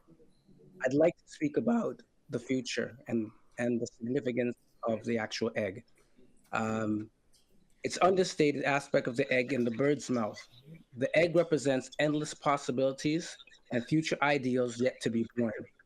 In order for the future to be birthed, we must cultivate and co-create a healthy environment, one of love, safety, freedom, equality, and justice. And speaking about justice, there's a connection between Sankofa and social justice. Sankofa has a strong connection to social justice as it encourages us to remember the struggles and triumphs of our ancestors and to use that knowledge to fight for a better future. By acknowledging the injustices of the past and learning from them, we can work towards a more just and equitable society. Sankofa Square is not just here for us in the present, but for our future generations. And we must ask us the question, what legacy do we want to leave for them? The beautiful struggle continues. Ashe, thank you. Thank you very much. Are there any questions for this speaker? All right, seeing none, thank you for your time today. And our next speaker is Rudy Kwame Williams. Rudy, are you there? All right, Rudy is online. And please begin whenever you're ready. Rudy, you have 5 minutes and we'll let you know when you're getting close to your time. Thank you, thank you. I want to greet everyone as a true African descendant. I want to greet you properly. I want to say that I am the son of Rudolph Williams, Sheila Williams, the grandson of Christopher Kwame, Ivy Kwame, and that I am here as a slave descendant. I've lived in Toronto since, I would say, about 57 years now, or 56 years I've lived in Toronto, which means that, you know, pretty much I've seen half a decade of the city. I came here at a time when, you know, we sat in school, and the cohort that I came up with, we are the ones who recognized first the incredible diversity, because we saw it in our classrooms. You know, when I was in elementary school, I might have been one of very few Black children in my classes and so on. By the end of high school, we looked like the United Nations. This is something we considered to be an enormous opportunity for us as a community of Torontonians. We really saw it that way. However, unfortunately, we have continued a legacy that sometimes includes anti-Black and other kinds of racism that has stopped us from perhaps achieving some of the greatness that we could. We are a world-class city. I think that it is commendable that, when I looked through the globe for examples of communities who decided that they would tackle racism, perhaps beginning with anti-Black racism, in a real formidable way, Toronto was the only one that I found. So please, I implore the council to don't be dismayed by whether or not we are, in fact, in a leadership role. We're a great city, and we will always find ourselves in a leadership role, especially on this issue, because we are the most diverse city on the planet. Now, one of the things that I have as a question for people to consider is, are we concerned about the naming of the square Sankofa because we think that that concept is not one that we should name our square? Or are we concerned about it because of the fact that we are calling that concept the idea of learning about your past in order to be able to progress into the future, that we're calling that concept by an ancient Akan name, by an ancient Twi name? Is that the real concern? Because if that is the concern, then I would say that in fact, naming the square Sankofa is of extreme importance because of the underlying and pervasive racism that exists in our community. I'm not upset at the people I heard today, some of whom were really disrespectful in terms of their portrayal of African people. I heard that Sankofa was a tribe somewhere in Africa. I heard that, atrocities were committed in Ghana. Can you imagine me as a slave descendant sitting and listening to a debate about an important concept like Sankofa and having people who are descendants of the very same Europeans who committed so many atrocities across the globe sitting and talking about how violent Africans were and the improprieties of people in Ghana and so on. Thankfully, a councillor said, hey, you know what? We've already passed this as a city. We have already come to terms with the fact that anti-Black racism and other forms of racism are damaging our society, and we need to do something about it. The naming of the square provides an opportunity to name the square a concept, an amazing concept, one that resonates with everybody. It does not surprise me that the panel of diverse people who sat and thought about this carefully said, yes, this makes sense. The indigenous people, who I was most concerned about, said, yes, this makes sense, because that concept is really important to all peoples here in Toronto. And the opportunity to give it a name that resonates with the historical legacy and with the current day legacy of African people from the continent. Yes, it's Twi, and that's great. We need to celebrate and understand that. But it's also greater than the fact that it's Twi. The greatness of it is that it has become universal. The filmmaker Haile Gerima, who named his film Sankofa. So here's an Ethiopian filmmaker who's making a film about a period of enslavement in the Caribbean, and he names the film Sankofa. Why? Because Sankofa has become, thanks to our three brothers and sisters, they've given us an incredible concept. Appreciate you joining us today. We're going to pause it there. And are there any questions for the speaker? Thank you very much for your time. Our next speaker is Janelle Scarrett. Is Janelle here or online? Okay, great. Thank you, Janelle. You have 5 minutes. Begin when you're ready, and we'll let you know when you're close to time.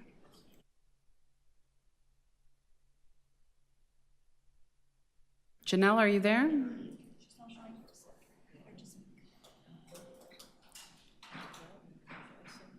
Janelle, can you hear us?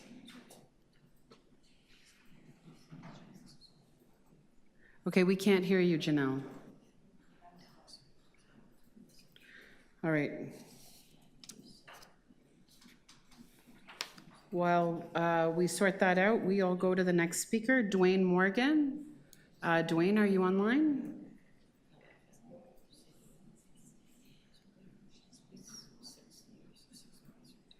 All right, Dwayne.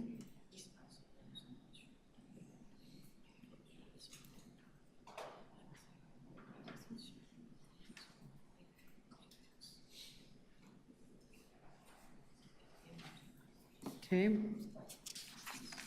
Shall we go to the next? Sorry, we're having a few technical issues. Is Gabe Odarte online? Dwayne is here, yeah. Okay, we have Dwayne now. Thank you very much. Dwayne, thanks for joining us. You have 5 minutes. Please begin when you're ready, and we'll let you know when you're getting close to time.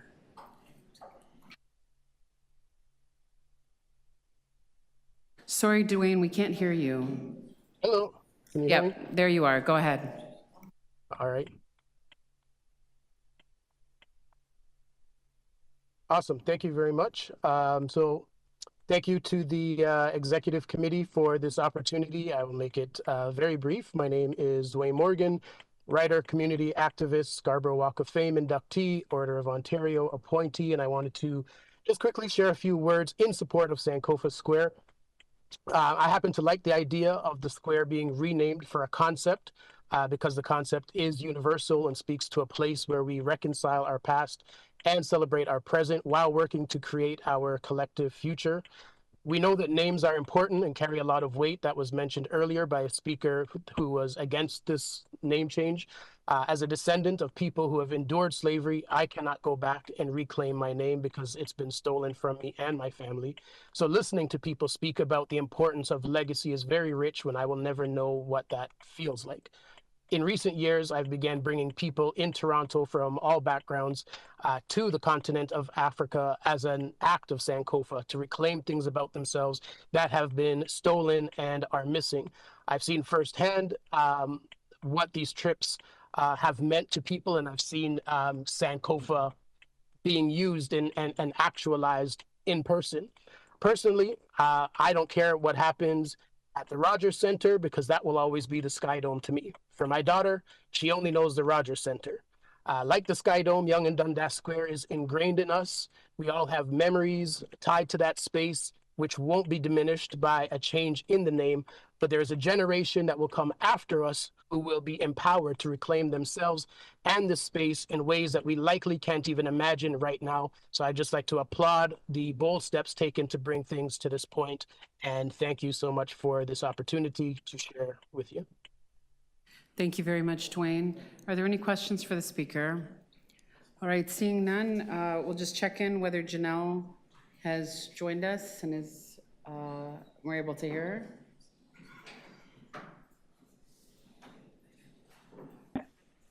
I'm here. Okay, wonderful. Thank you, Janelle. Hello. You have 5 minutes. Please begin when you're ready, and we'll let you know when you're getting to time. Good afternoon, Your Honor, Mayor Chow, members of council, and guests. As a child, I migrated to Toronto, Canada with my family. I attended kindergarten, grade school, high school, and university in the city of Toronto, where I now own a home. Remarkably, though I was taught Canadian history, social studies, math, science, art, geography, I learned very little about the contributions of people of African descent and very little from the perspective of the peoples of Turtle Island. The naming of Sankofa Square is not rewriting history. It is acknowledging people of African descent in Toronto, Canada, and it is making history. As I prepared to address you today, I thought about a poem I wrote when I was about 14 years old entitled 4 Generations. It was my way of connecting to what my ancestors experienced as I imagined what my life in Toronto, Canada would have been like 4 generations before me. My journey of self-recovery is one that is shared by many little boys and girls living in a city, province, and nation that does not generally acknowledge their existence, their potential, and Canada's colonial past, and the present-day legacies that continue to impact people of all nations. On my journey, I learned and acknowledged that Toronto, as we know it today, is the product of many injustices linked to colonization and the ongoing economic, political, and social conditions that plague nations of the global South and impact the original people of Turtle Island.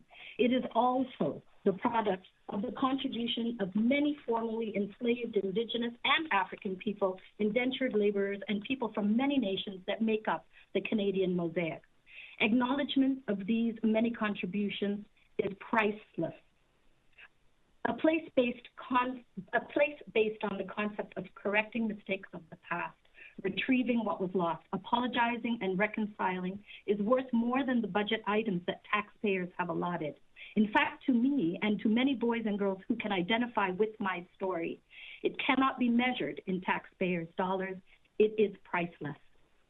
I had the opportunity to visit Ghana and to travel to the Ashanti village, where I learned about how the Adinkra symbols historically from the Ivory Coast came to be associated with Ghana and the Akan people. The Sankofa symbol is one of many symbols that tell the stories and share the values and principles on which many peoples from across West Africa have lived for generations. For the generations to come, I commend the Council's initiative of naming Sankofa Square. Thank you. Merci. Ashanti Sana. Midasi Miigwech. Thank you very much, Janelle. Are there any questions for the speaker? All right, we're on to the next, Gabe Odarte.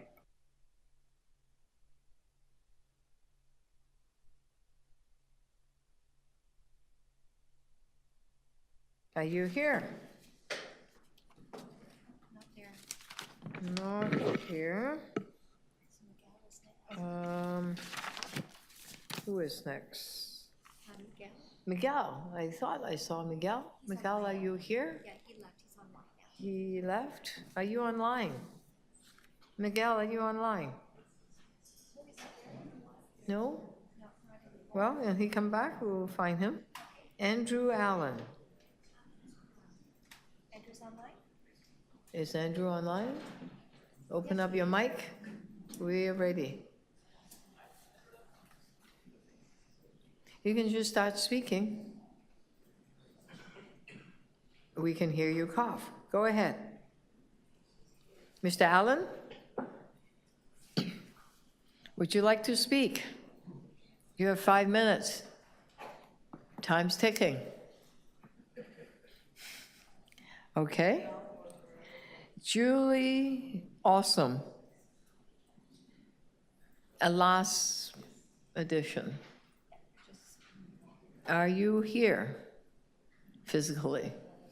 She's there? She's online? Online. If you can just start speaking, we're ready for you. She's just promoting her videos for a second.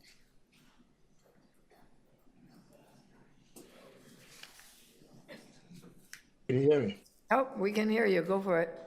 All right. So I want to thank the mayor of the city. Thank you for the opportunity for giving us this platform to express our thanks and gratitude for recognizing the importance of uniting all of Canada through the renaming of Yonge-Dundas Square to Sankofa Square.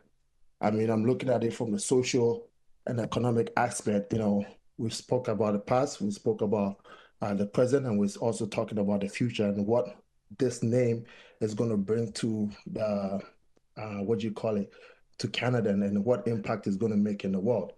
We're talking about making Toronto the #1 music tourist destination in the world. I mean, we're trying to invite everybody here to Toronto, but there's not enough tours or places that people can actually go and feel inclusive. So having this name change is definitely going to add to that. It's going to bring money, tourism. I'm looking at the economic because everybody's talking about money, right?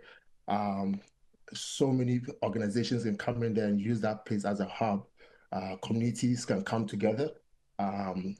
Different cultures in the city who don't know about each other can now come in there and say, hey, you know what? Now there's something here that I feel I can add to. Let me go learn about this culture. This is how we all get to learn from each other. I mean, when it comes to food, or when it comes to even how we treat each other in the community, these are all the things that's going to help us make sure that this name is going to be something that will unite the whole city. So this is something that I feel strongly about. And I'm looking at the economic opportunities, the social cohesion, the cultural recognition and inclusivity, right? And my fellow speakers that came before me have spoken about the importance of the name.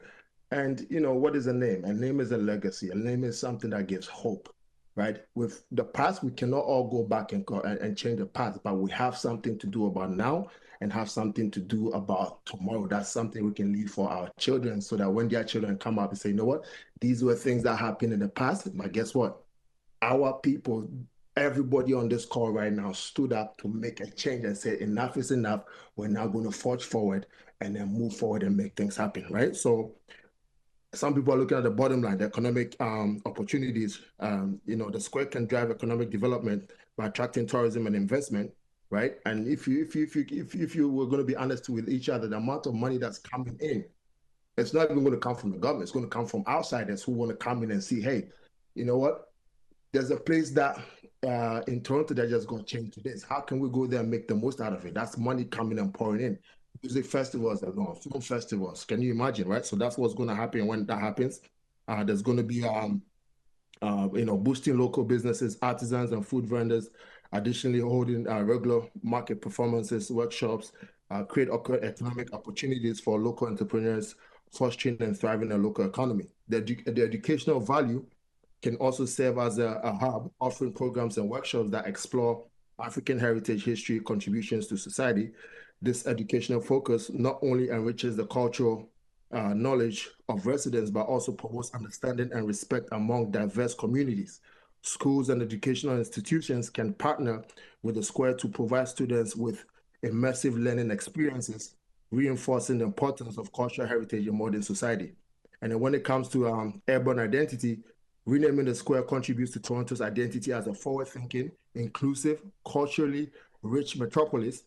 It reflects the city's commitment to diversity and recognizing the historical and contemporary contributions to all its residents. Sankofa Square can become a landmark that embodies Toronto's values, attracting not only residents, but also international attention as a symbol of multicultural harmony, right? So community engagement is going to happen. And in summing up, my 5 minutes is almost up. I want to say renaming the Square is a meaningful gesture that celebrates cultural diversity, promotes social cohesion, drives economic growth, enhancing educational opportunities, and reinforces Toronto's identity. It's a step towards acknowledging the past, embracing the present, inspiring the future where all cultures are honored and valued. Thank you very much. My 5 minutes is up. Thank you so much for your deputation. Any questions to the deputant? If not, that is the last speaker, unless there are any other speakers that need to, no, seeing no other speaker. Any question to the staff, council members? Yes, Councillor Holiday. Thank you, Mayor. I think Mr. Tobin's behind me. He's right behind you, already. To Mr. Tobin, or if there's someone from YDS, I wondered if someone could tell me a little bit about the previous sponsors and what sponsors have been available to this square in recent time. I think GM, does GM sound right as the presenting sponsor? Through the chair to you, Councillor Holiday, yes, at one time, going back now more than 6 years, GMC was a sponsor at the square. We have Julian Sleeth with us as the CEO. Great. Of Yonge-Dundas Square, so he may be able to correct me with precision around dates. So what was the value of the sponsorship? So that was in name, right? Like a presenting sponsor. Through the microphone. Thank you.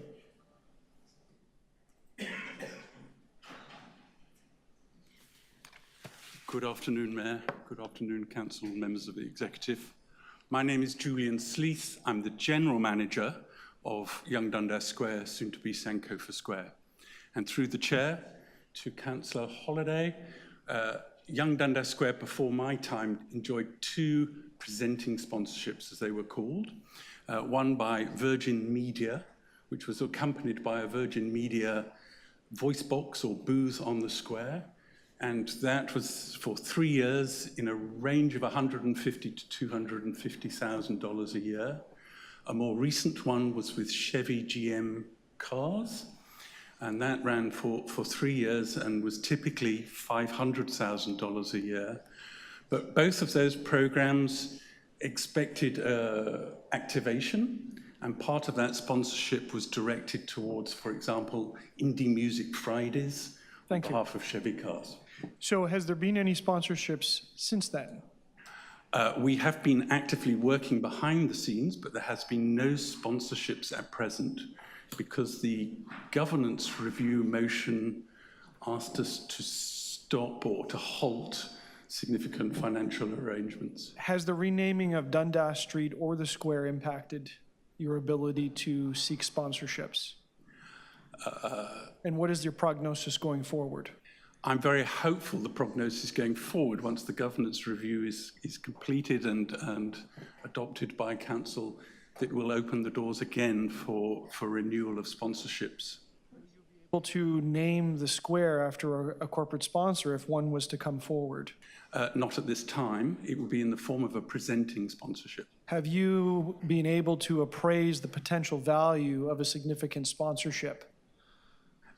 Yes, we've had an independent sponsorship consultant working with us for the last couple of years, and in turn they have sought opinions from other persons involved in municipal sponsorships across Canada. What are the values? You may not want to answer that publicly.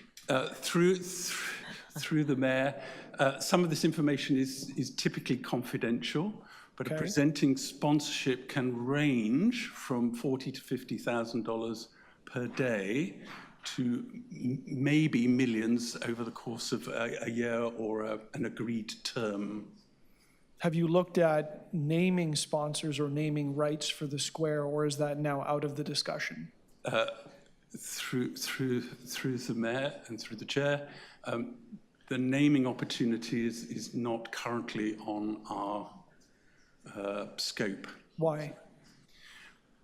Because the name is being changed to Sankofa Square. Okay.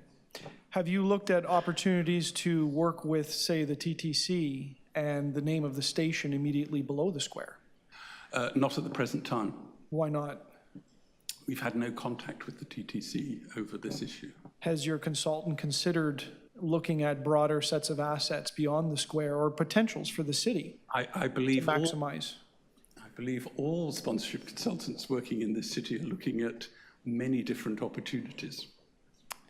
Is there a way that council can be made aware of the potential sponsorship value of naming rights, including the square or beyond the square? And what I'm getting at is the decision is important for many dimensions, as we've heard all day today, but I'd like to see an economic analysis. Is that possible?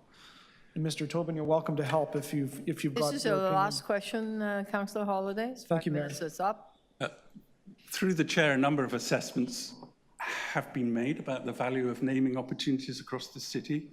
I'll give you one example. The Meridian Theatre building, which is part of TO Live, that is a significant naming sponsorship. Okay, thank you so much. Any other questions to any staff? Yeah, Councillor Moyes. Through you, Madam Chair, Councillor Holiday is talking about value for money, I believe. When it comes to confronting anti-Black racism and harm done during slavery, can you put a value on people's lives? Here, concept idea we're looking at here?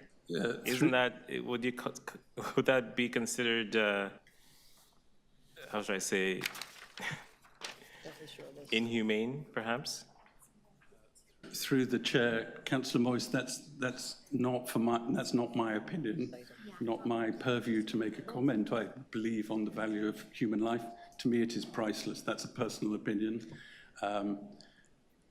And I hear what you're saying, absolutely, and I'm very supportive of everyone's efforts in renaming the square to Sankofa Square.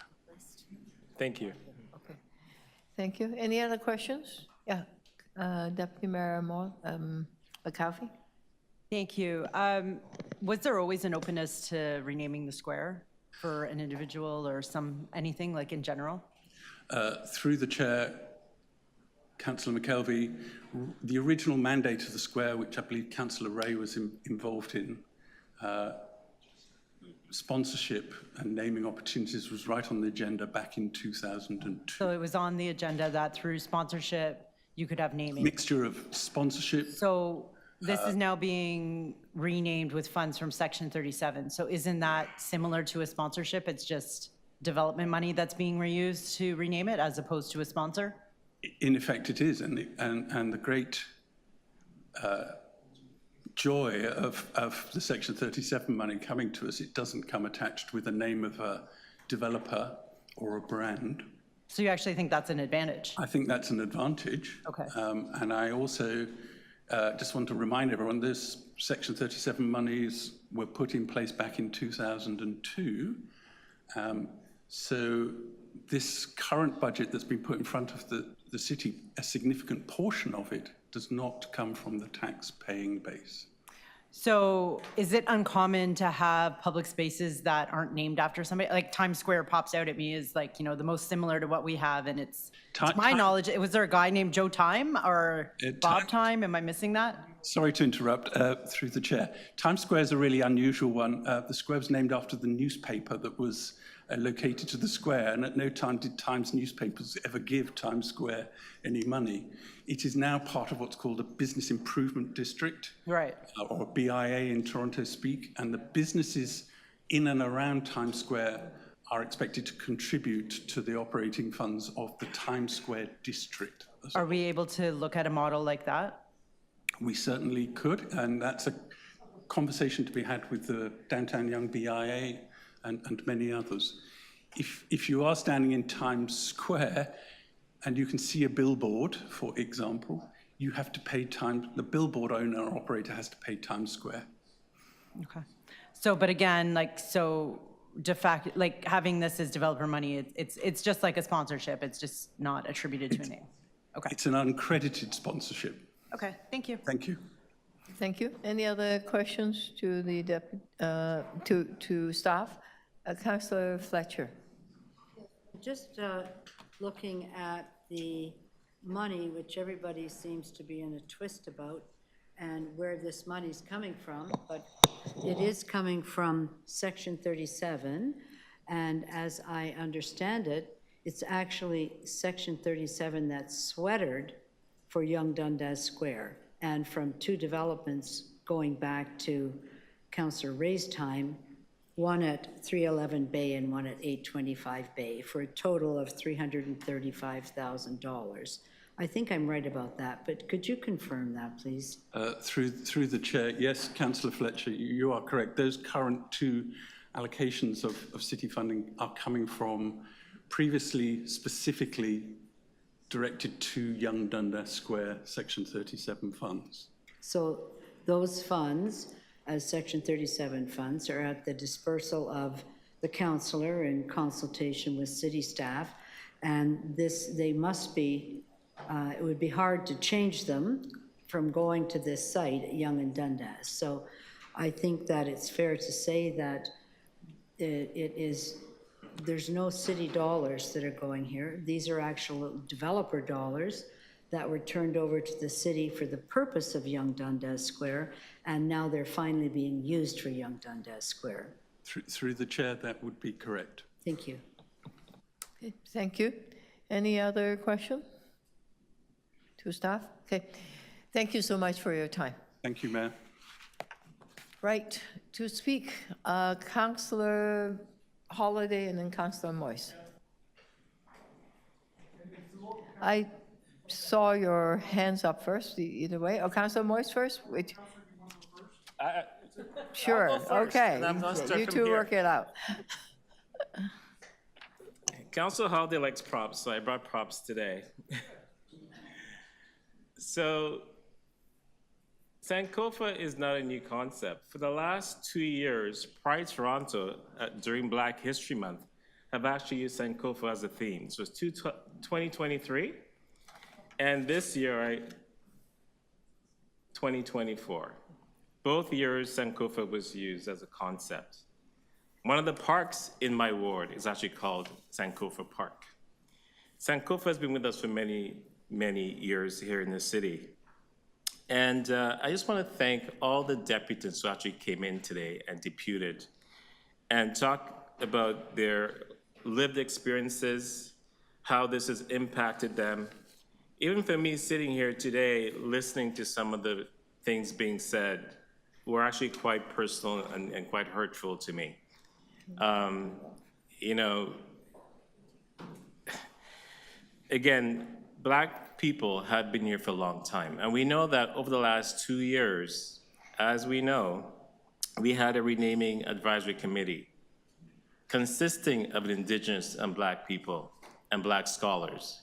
And we know that the Indigenous community recognized the harm done by Henry Dundas and gave space to the Black community to actually rename the square and assets after Black people. And for me, being here as a council for the last almost year and a half now, I've always used a lens of equity when it comes to making decisions. And for me, I've used a lens of equity when it comes to renaming of Sankofa Square. And I believe that's the right thing to do. Yonge-Dundas is the busiest intersection in the entire country. Toronto, as we know, our motto is diversity is our strength. We've heard it many times here today. And it just should not just be words on a page, but I think we have to do better and make sure that we wrap our arms around all communities here, the Black community, the Indigenous community, even the Asian community and others. We have to make space. One of the deputies brought 30,000 petitions today. But yet, you know, it was from across the country. But did we use an equity lens when we actually look at those pages?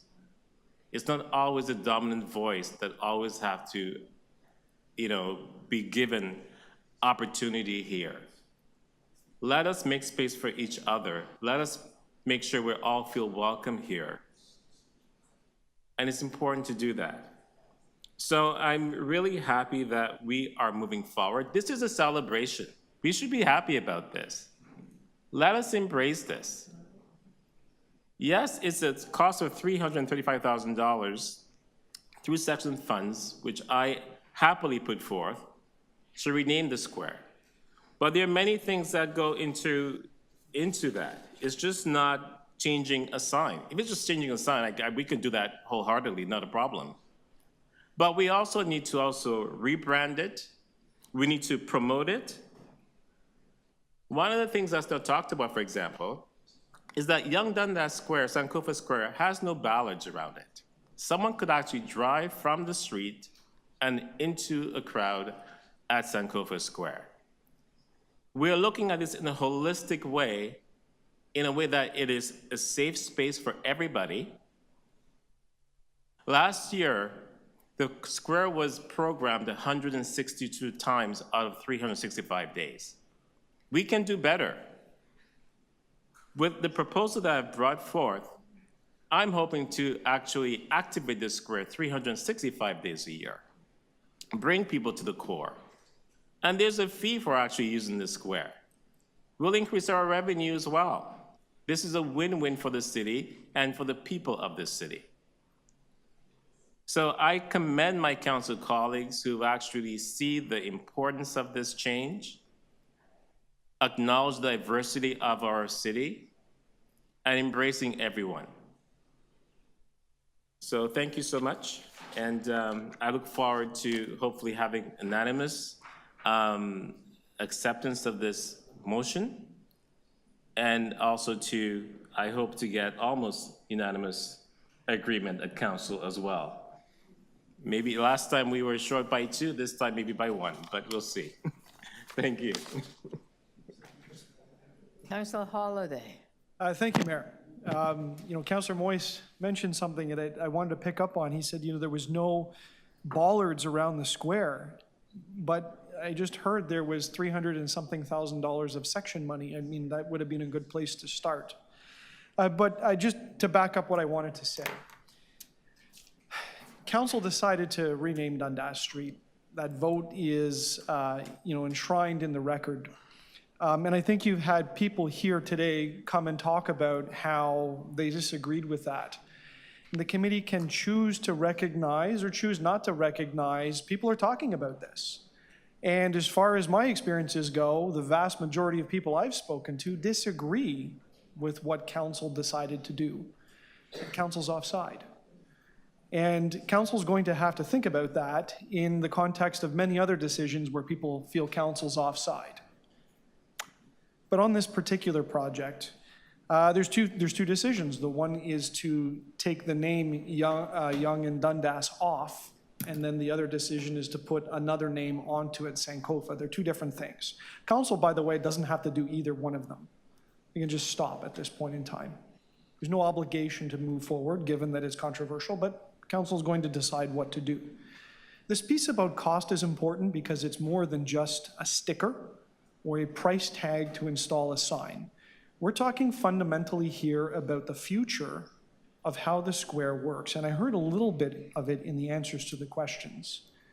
We heard that the square was originally contemplated as a place that would host sponsorships. What's wrong with that? What's wrong with making a partnership with the business community to reach shared objectives and perhaps providing for a better square? That actually is being taken away in this action, and it doesn't have anything to do with the name that's being selected. It has to do with the action of putting a name onto it and removing that option.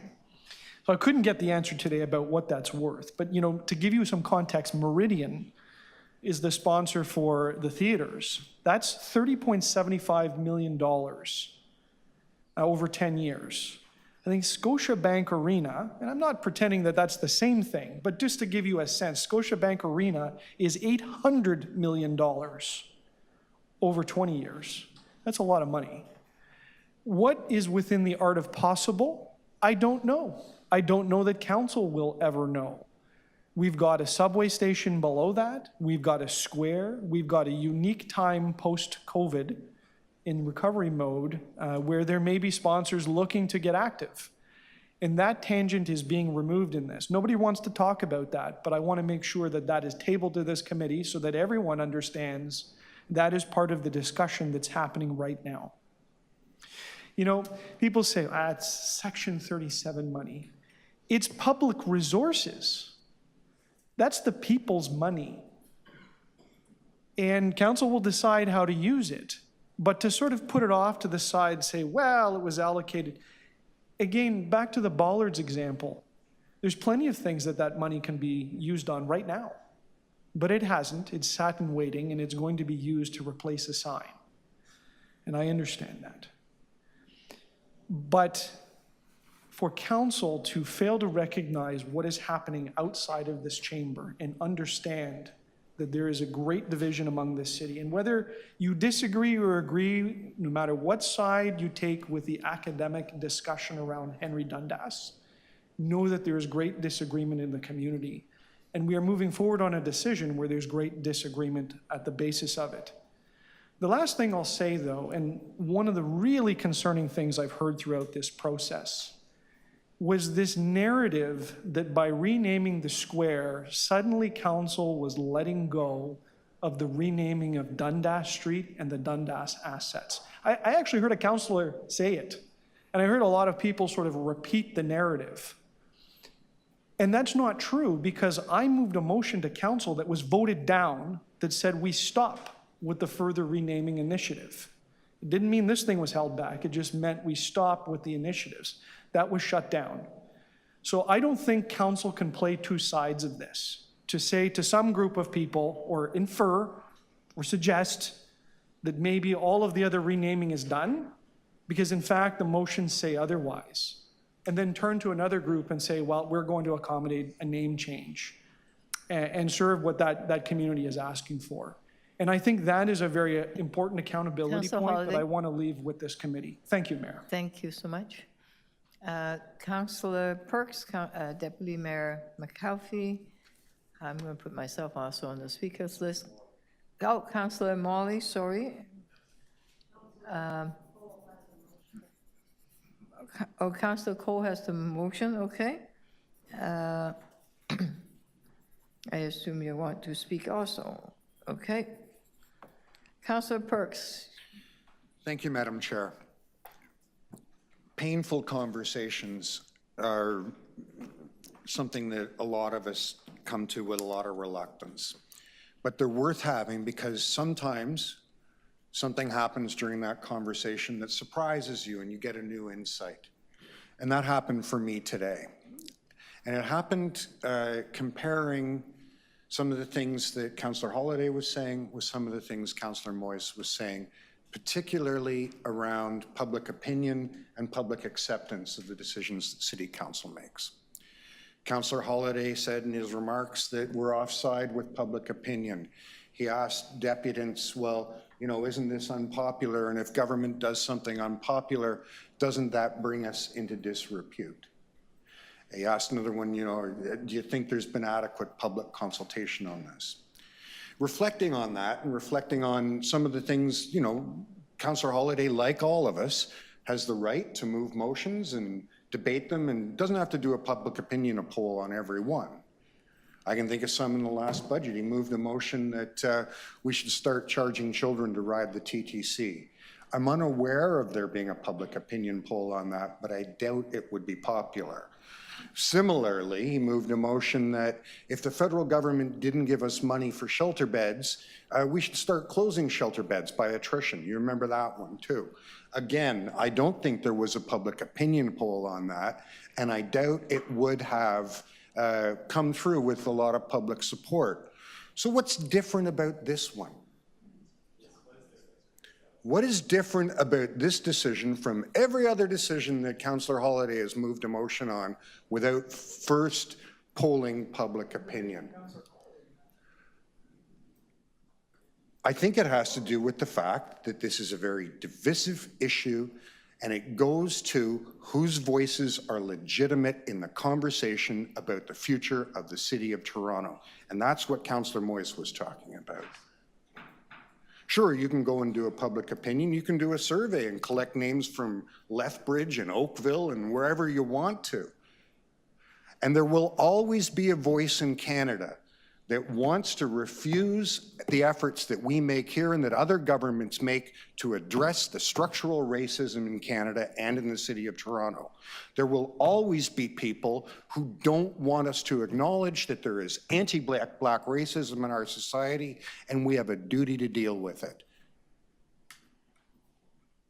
The legitimate thing for a government like us to do is to not privilege those voices, is to say to those voices, I am sorry, I come to my role as an elected official with values and morals and a vision of an inclusive future, and I am not going to listen to a petition, and I don't care how many names are on it, that says go backwards. I am going to listen to those voices in our community who are saying, I am excluded because of the color of my skin. And I am going to take action to include those voices. A key thing that has been said over and over again is the city did something wrong by moving a motion at council to do this, based on advice from just an advisory committee instead of some broader public consultation. What is wrong with asking Indigenous and Black voices what we can do to make the public spaces in the City of Toronto more welcoming and more reflective of their experience? That is how you make government legitimate for everyone, not just the privileged few. So I do not feel that this government is going to fall into disrepute. I feel that this is how we are going to build a reputation, that we are going to lead, that we are going to show it is possible to redress the historical facts of the city we live in, that we live on stolen and Indigenous land, that we have people here who got here as part of the slave trade, and that we are serious when we say Those voices are legitimate, need to be respected. Those lives have to be able to be lived to their fullest in a city that includes them, that privileges their voice in these conversations. And I am profoundly disappointed that any member of council would get in the way of that good work. Oh, thank you, Councillor. Councillor McAuliffe. Thank you, Madam Mayor. I just want to thank my colleague, Councillor Moyes, for his leadership on this issue. We heard it in the question I asked. You know, using developer money is no different than using sponsorship money of a corporate sponsor. And the beauty of Councillor Moyes opening up his Section 37 funds, which are there to benefit the community, is that we can also pick a name that is more inclusive and welcoming and invites everyone in and makes everyone feel like there is a space for them in the city of Toronto and in the new square. And so I thank him for finding the solution, for the leadership in bringing this forward. And I will tell you that during Black History Month, I was at an event at Taibu, and the community was so happy to hear that this was going to be the name of the square. And they were so excited. And these are community members out in Scarborough. You couldn't get any further than that in the city of Toronto. It took me 2 hours to get here, by the way. So, you know, here's people that are a long distance from downtown, and they're gonna feel more welcome making that long commute and coming into the wonderful programming that is going to happen there. So even though this is very much we can think of as a local issue, right at across the street, not too far from here, it really does impact the whole city. And I think people do need to know that the whole city is watching, and they're very proud that the square will be named Sankofa. So thank you to everybody that's been involved, including the committee that suggested the name. Thank you, Councillor Moyes, for bringing it forward. Councillor Morley. Thank you, Madam Mayor, and to my colleagues and to all of the deputants who joined us today. As we heard, this is not the first opportunity for the public to engage on this conversation, but I think it's been a very welcome opportunity for us to reaffirm our support of this really important change. As a member of the African diaspora and a descendant of folks who've been forcibly taken and brought to this continent over many years, I know, it's important for us to look back and to make sure that we are making connections and that we are moving forward in a good way and holding space for voices, as my colleague Councillor Perks said, who traditionally have not been recognized or received in a good way, certainly not through our government or people in positions of power. So I'm really proud today of this great work, and I want to echo my thanks to the local councillor for his leadership. I know this has been a bit of a controversial one, and I am on social media, as many others are, and have seen a lot of different conversations come about as a result. But we here are leaders, and we do have a duty to address the long-standing structural racism that exists within the systems within which we operate and that impact people in their day-to-day lives, day in and day out. I'm a big believer that love is truth and truth is love, and we all have a responsibility to speak the truth, to own the truth, and to move forward with loving open hearts and with inclusion for all people impacted in different ways. So again, I'll keep my remarks brief, but it is a real moment of pride for me to be part of this cohort of Toronto City Council in the most diverse city on the globe, to be holding space, as was called on by one of our deputants today, for voices and experiences that we've not held enough space for, in my estimation, in our history and as part of our fabric locally and nationally. So I thank you all for your support and look forward to this change. Thank you. Councillor Coe. Yes, I have just basically technical in nature. I'm mooning on behalf of Councillor Moyes, asking City Council to authorize the manager in consultation with the city solicitor to amend the relationship framework for the City of Toronto and Yonge-Dundas Square. There's a number of technical things, including to develop a 5-year strategic plan to develop sponsorships. So it's all there in details. I was just thinking when one of the deputants was talking about Dundas and having his grandfather or father on Dundas. Well, I happened to live my early years of my life just off Dundas. I lived at Bellwoods in Dundas, and I spent a lot of time on Dundas. And I think I knew it pretty well then. And my uncle had a travel agency there. There was a famous Italian bakery there, one of the best bakeries that closed. Unfortunately, there was Nob Hill Farms was there, which was owned by a Greek. There was St. Agnes Church. Sorry, Jesus, no, yeah. Then there was the incredible Bellwoods Park is right there in Dundas. I spent a lot of time in Bellwoods Park. And I saw some of the best baseball players I've ever seen. And some of them were black baseball players, believe it or not. There was a famous black surgeon that grew up at Dundas and Bellwoods. Bev Salmon, the former councillor's husband, Doug Salmon, became a world-renowned Canadian surgeon that lived right at Dundas and Bellwoods. I was thinking of, I had another couple of relatives that owned part of a hardware store there at, and then there was a theater I used to go to called the Center Theater. We used to go see Triple Bills on Saturday. I think it was 12 cents, and it was an amazing experience to see 12 cents. Anyways, it was an incredible street, and there was a lot of good Jewish bakeries there. It was a mixture of Jews, Italians, and there was quite a significant black population there. Going back to Toronto, back at the time, the Underground Railroad that lived what is now Alexander Square. So there was always a black neighborhood there. And so just reflecting on Bathurst.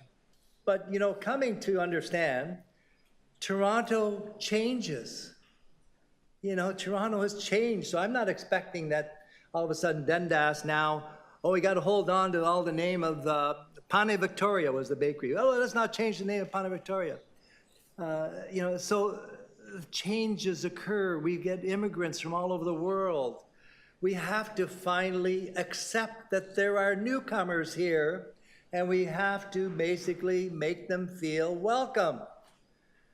And we also reflect the history of the newcomers, reflect the fact that over 12.5 million blacks were brought across the Atlantic in chains to this country, you know, and what's the cost of that? That went on for about 400 years. And so this is a bit of understanding and appreciation of the hurt, the damage that was done by this diabolical thing called slavery. And so the community, from the Ghanaian community, said that it was just a little bit of respect for what the hell they went through. All they're asking is for the name to a damn square. And people here talking about the cost, and they got petitions from Kamloops and all this stuff. That's just cheap politics. You can easily get a rise out of people and say, oh, it's going to cost taxpayers money to change a name. And then they were very disappointed, that same group of haters, when they heard we weren't going to change all of Dundas. Oh, God, now it's just a square. Oh, that's even bad. Even if we were to change one signpost, they'd be complaining. Because it's a platform for hate. That's what it is. Simple as that. So let's do the right thing here. Recognize the horrific history of colonialism that was perpetrated on the innocent people of Africa. And the least we can do is give them this name to recognize a bit of empathy with what they went through. And I don't think it's going to be the end of the world. I don't think it's going to solve all of our problems. But let's remember, we owe a little bit of respect to our newcomers here, especially our black newcomers. And sometimes things change. Thank you. Thank you. Right. No other councillors. I'll say a few words. Just want to thank all the deputants that have taken the time, and I heard you. especially Sipo Kwaku, who said that he's a descendant of a slave from Ghana. And he ended by talking about giving each other space. He said directly to people that are opposite to this renaming, to say, can you not give us space? And the president of Ghana Canadian Association of Ontario said it very eloquently. We are one people, except there are people that have endured a whole lot of pain. And because perhaps I was a member of parliament, I gotten used to reading Hansard. I wanted to read directly myself what was the transcript and what did Henry Dundas said at the time. And I spent quite a bit of time reading through the Hansard and the debate at the time. Let me tell you, his motion delayed the end of slavery for 15 years. It prolonged the pain and the suffering and the oppression and the of people being sold. No, he never set foot on Toronto. Why are we honoring a person like that, is the question I asked. I then read some more. Why did he do the deferral for 15 years? Well, because he thought that it was important to bring some young children, because the plantation needs the people. Well, bring the children, the 15-year-old, the 16-year-old, never mind the older people. Let's just bring the kids, because they can live longer, they can mate. I thought, wow, okay. What happened when we separate children from their families? We remember those residential schools, the horror that came from it, right? So I thought, my goodness, I know which side I'm on when it comes to renaming. And in life, not everything is for sale. And this square had been, I know the history of it very well because I was a member of council at the time. And I thought, how beautiful is it, the name Sankofa? And Councillor Moyes, you're right. This is a celebration. It is about belonging. It's about looking back, but taking what we know and learn and going forward together. And I thought that is a good way to celebrate who we are as Torontonians. When we said diversity is our strength, you cannot mention the word diversity if we don't celebrate each other. And correct some of the pain correct some of the names that are still inflicting pain on others. Because when I heard those deputants, they said, well, yeah, it costs us, sorry, I should do this. It costs us pain. It makes us feel that this is not our city. And to all those deputants, thank you for reminding us who we are. I just want to end by busting two myths. One is, there is no consultation. Excuse me. I went and looked through this report in 2021, July. I actually looked up the report, July 14th. There were a lot of discussion at that time, and then there was another report, 2022, twice, and then December 2023, and today, all day. How is it that someone could claim there's no consultation? There was a committee, they talked to a whole lot of people, and they worked hard, all 20 of them, okay? They worked hard. And it reminded me of the renaming of the Ryerson University. Ryerson University at the time said, we will send this to a committee, we will trust their opinion, and they did just that. They came back with Toronto Metropolitan University. Some said, should it be a name? Others said, why Toronto, etc. TMU, the president and the university said, we're gonna move forward, and they did it. And I happened to be a professor at the time there. And hey, had to change the letterhead, change some signs, and change my business card, any number of things, but the world didn't end. It was fine. TMU is what we now call it, Toronto Metropolitan University. So it's the same process. And the other myth that I want to say was that, oh, it's going to cost millions of dollars. I heard 12 million, 13 million, how many million? I don't know where that came from.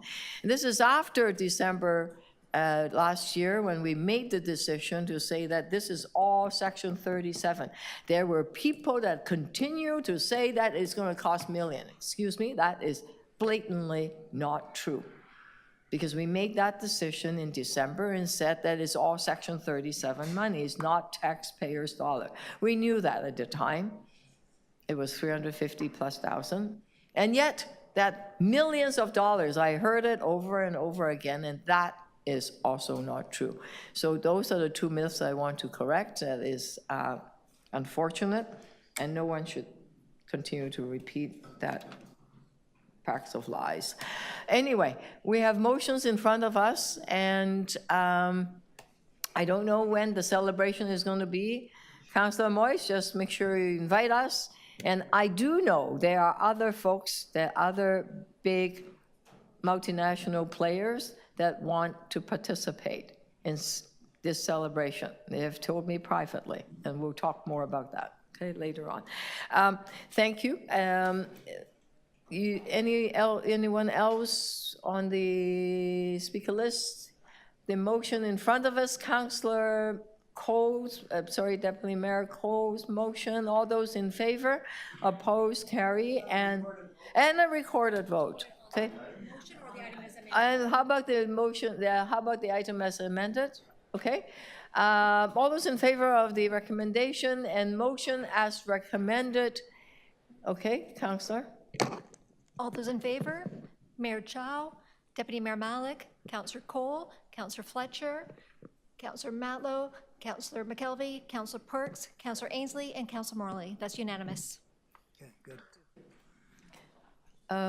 All right, we are done with this item. Don't forget to like, comment, share, and subscribe to our YouTube channel, and check out all of our social media platforms. For more information, check out our website.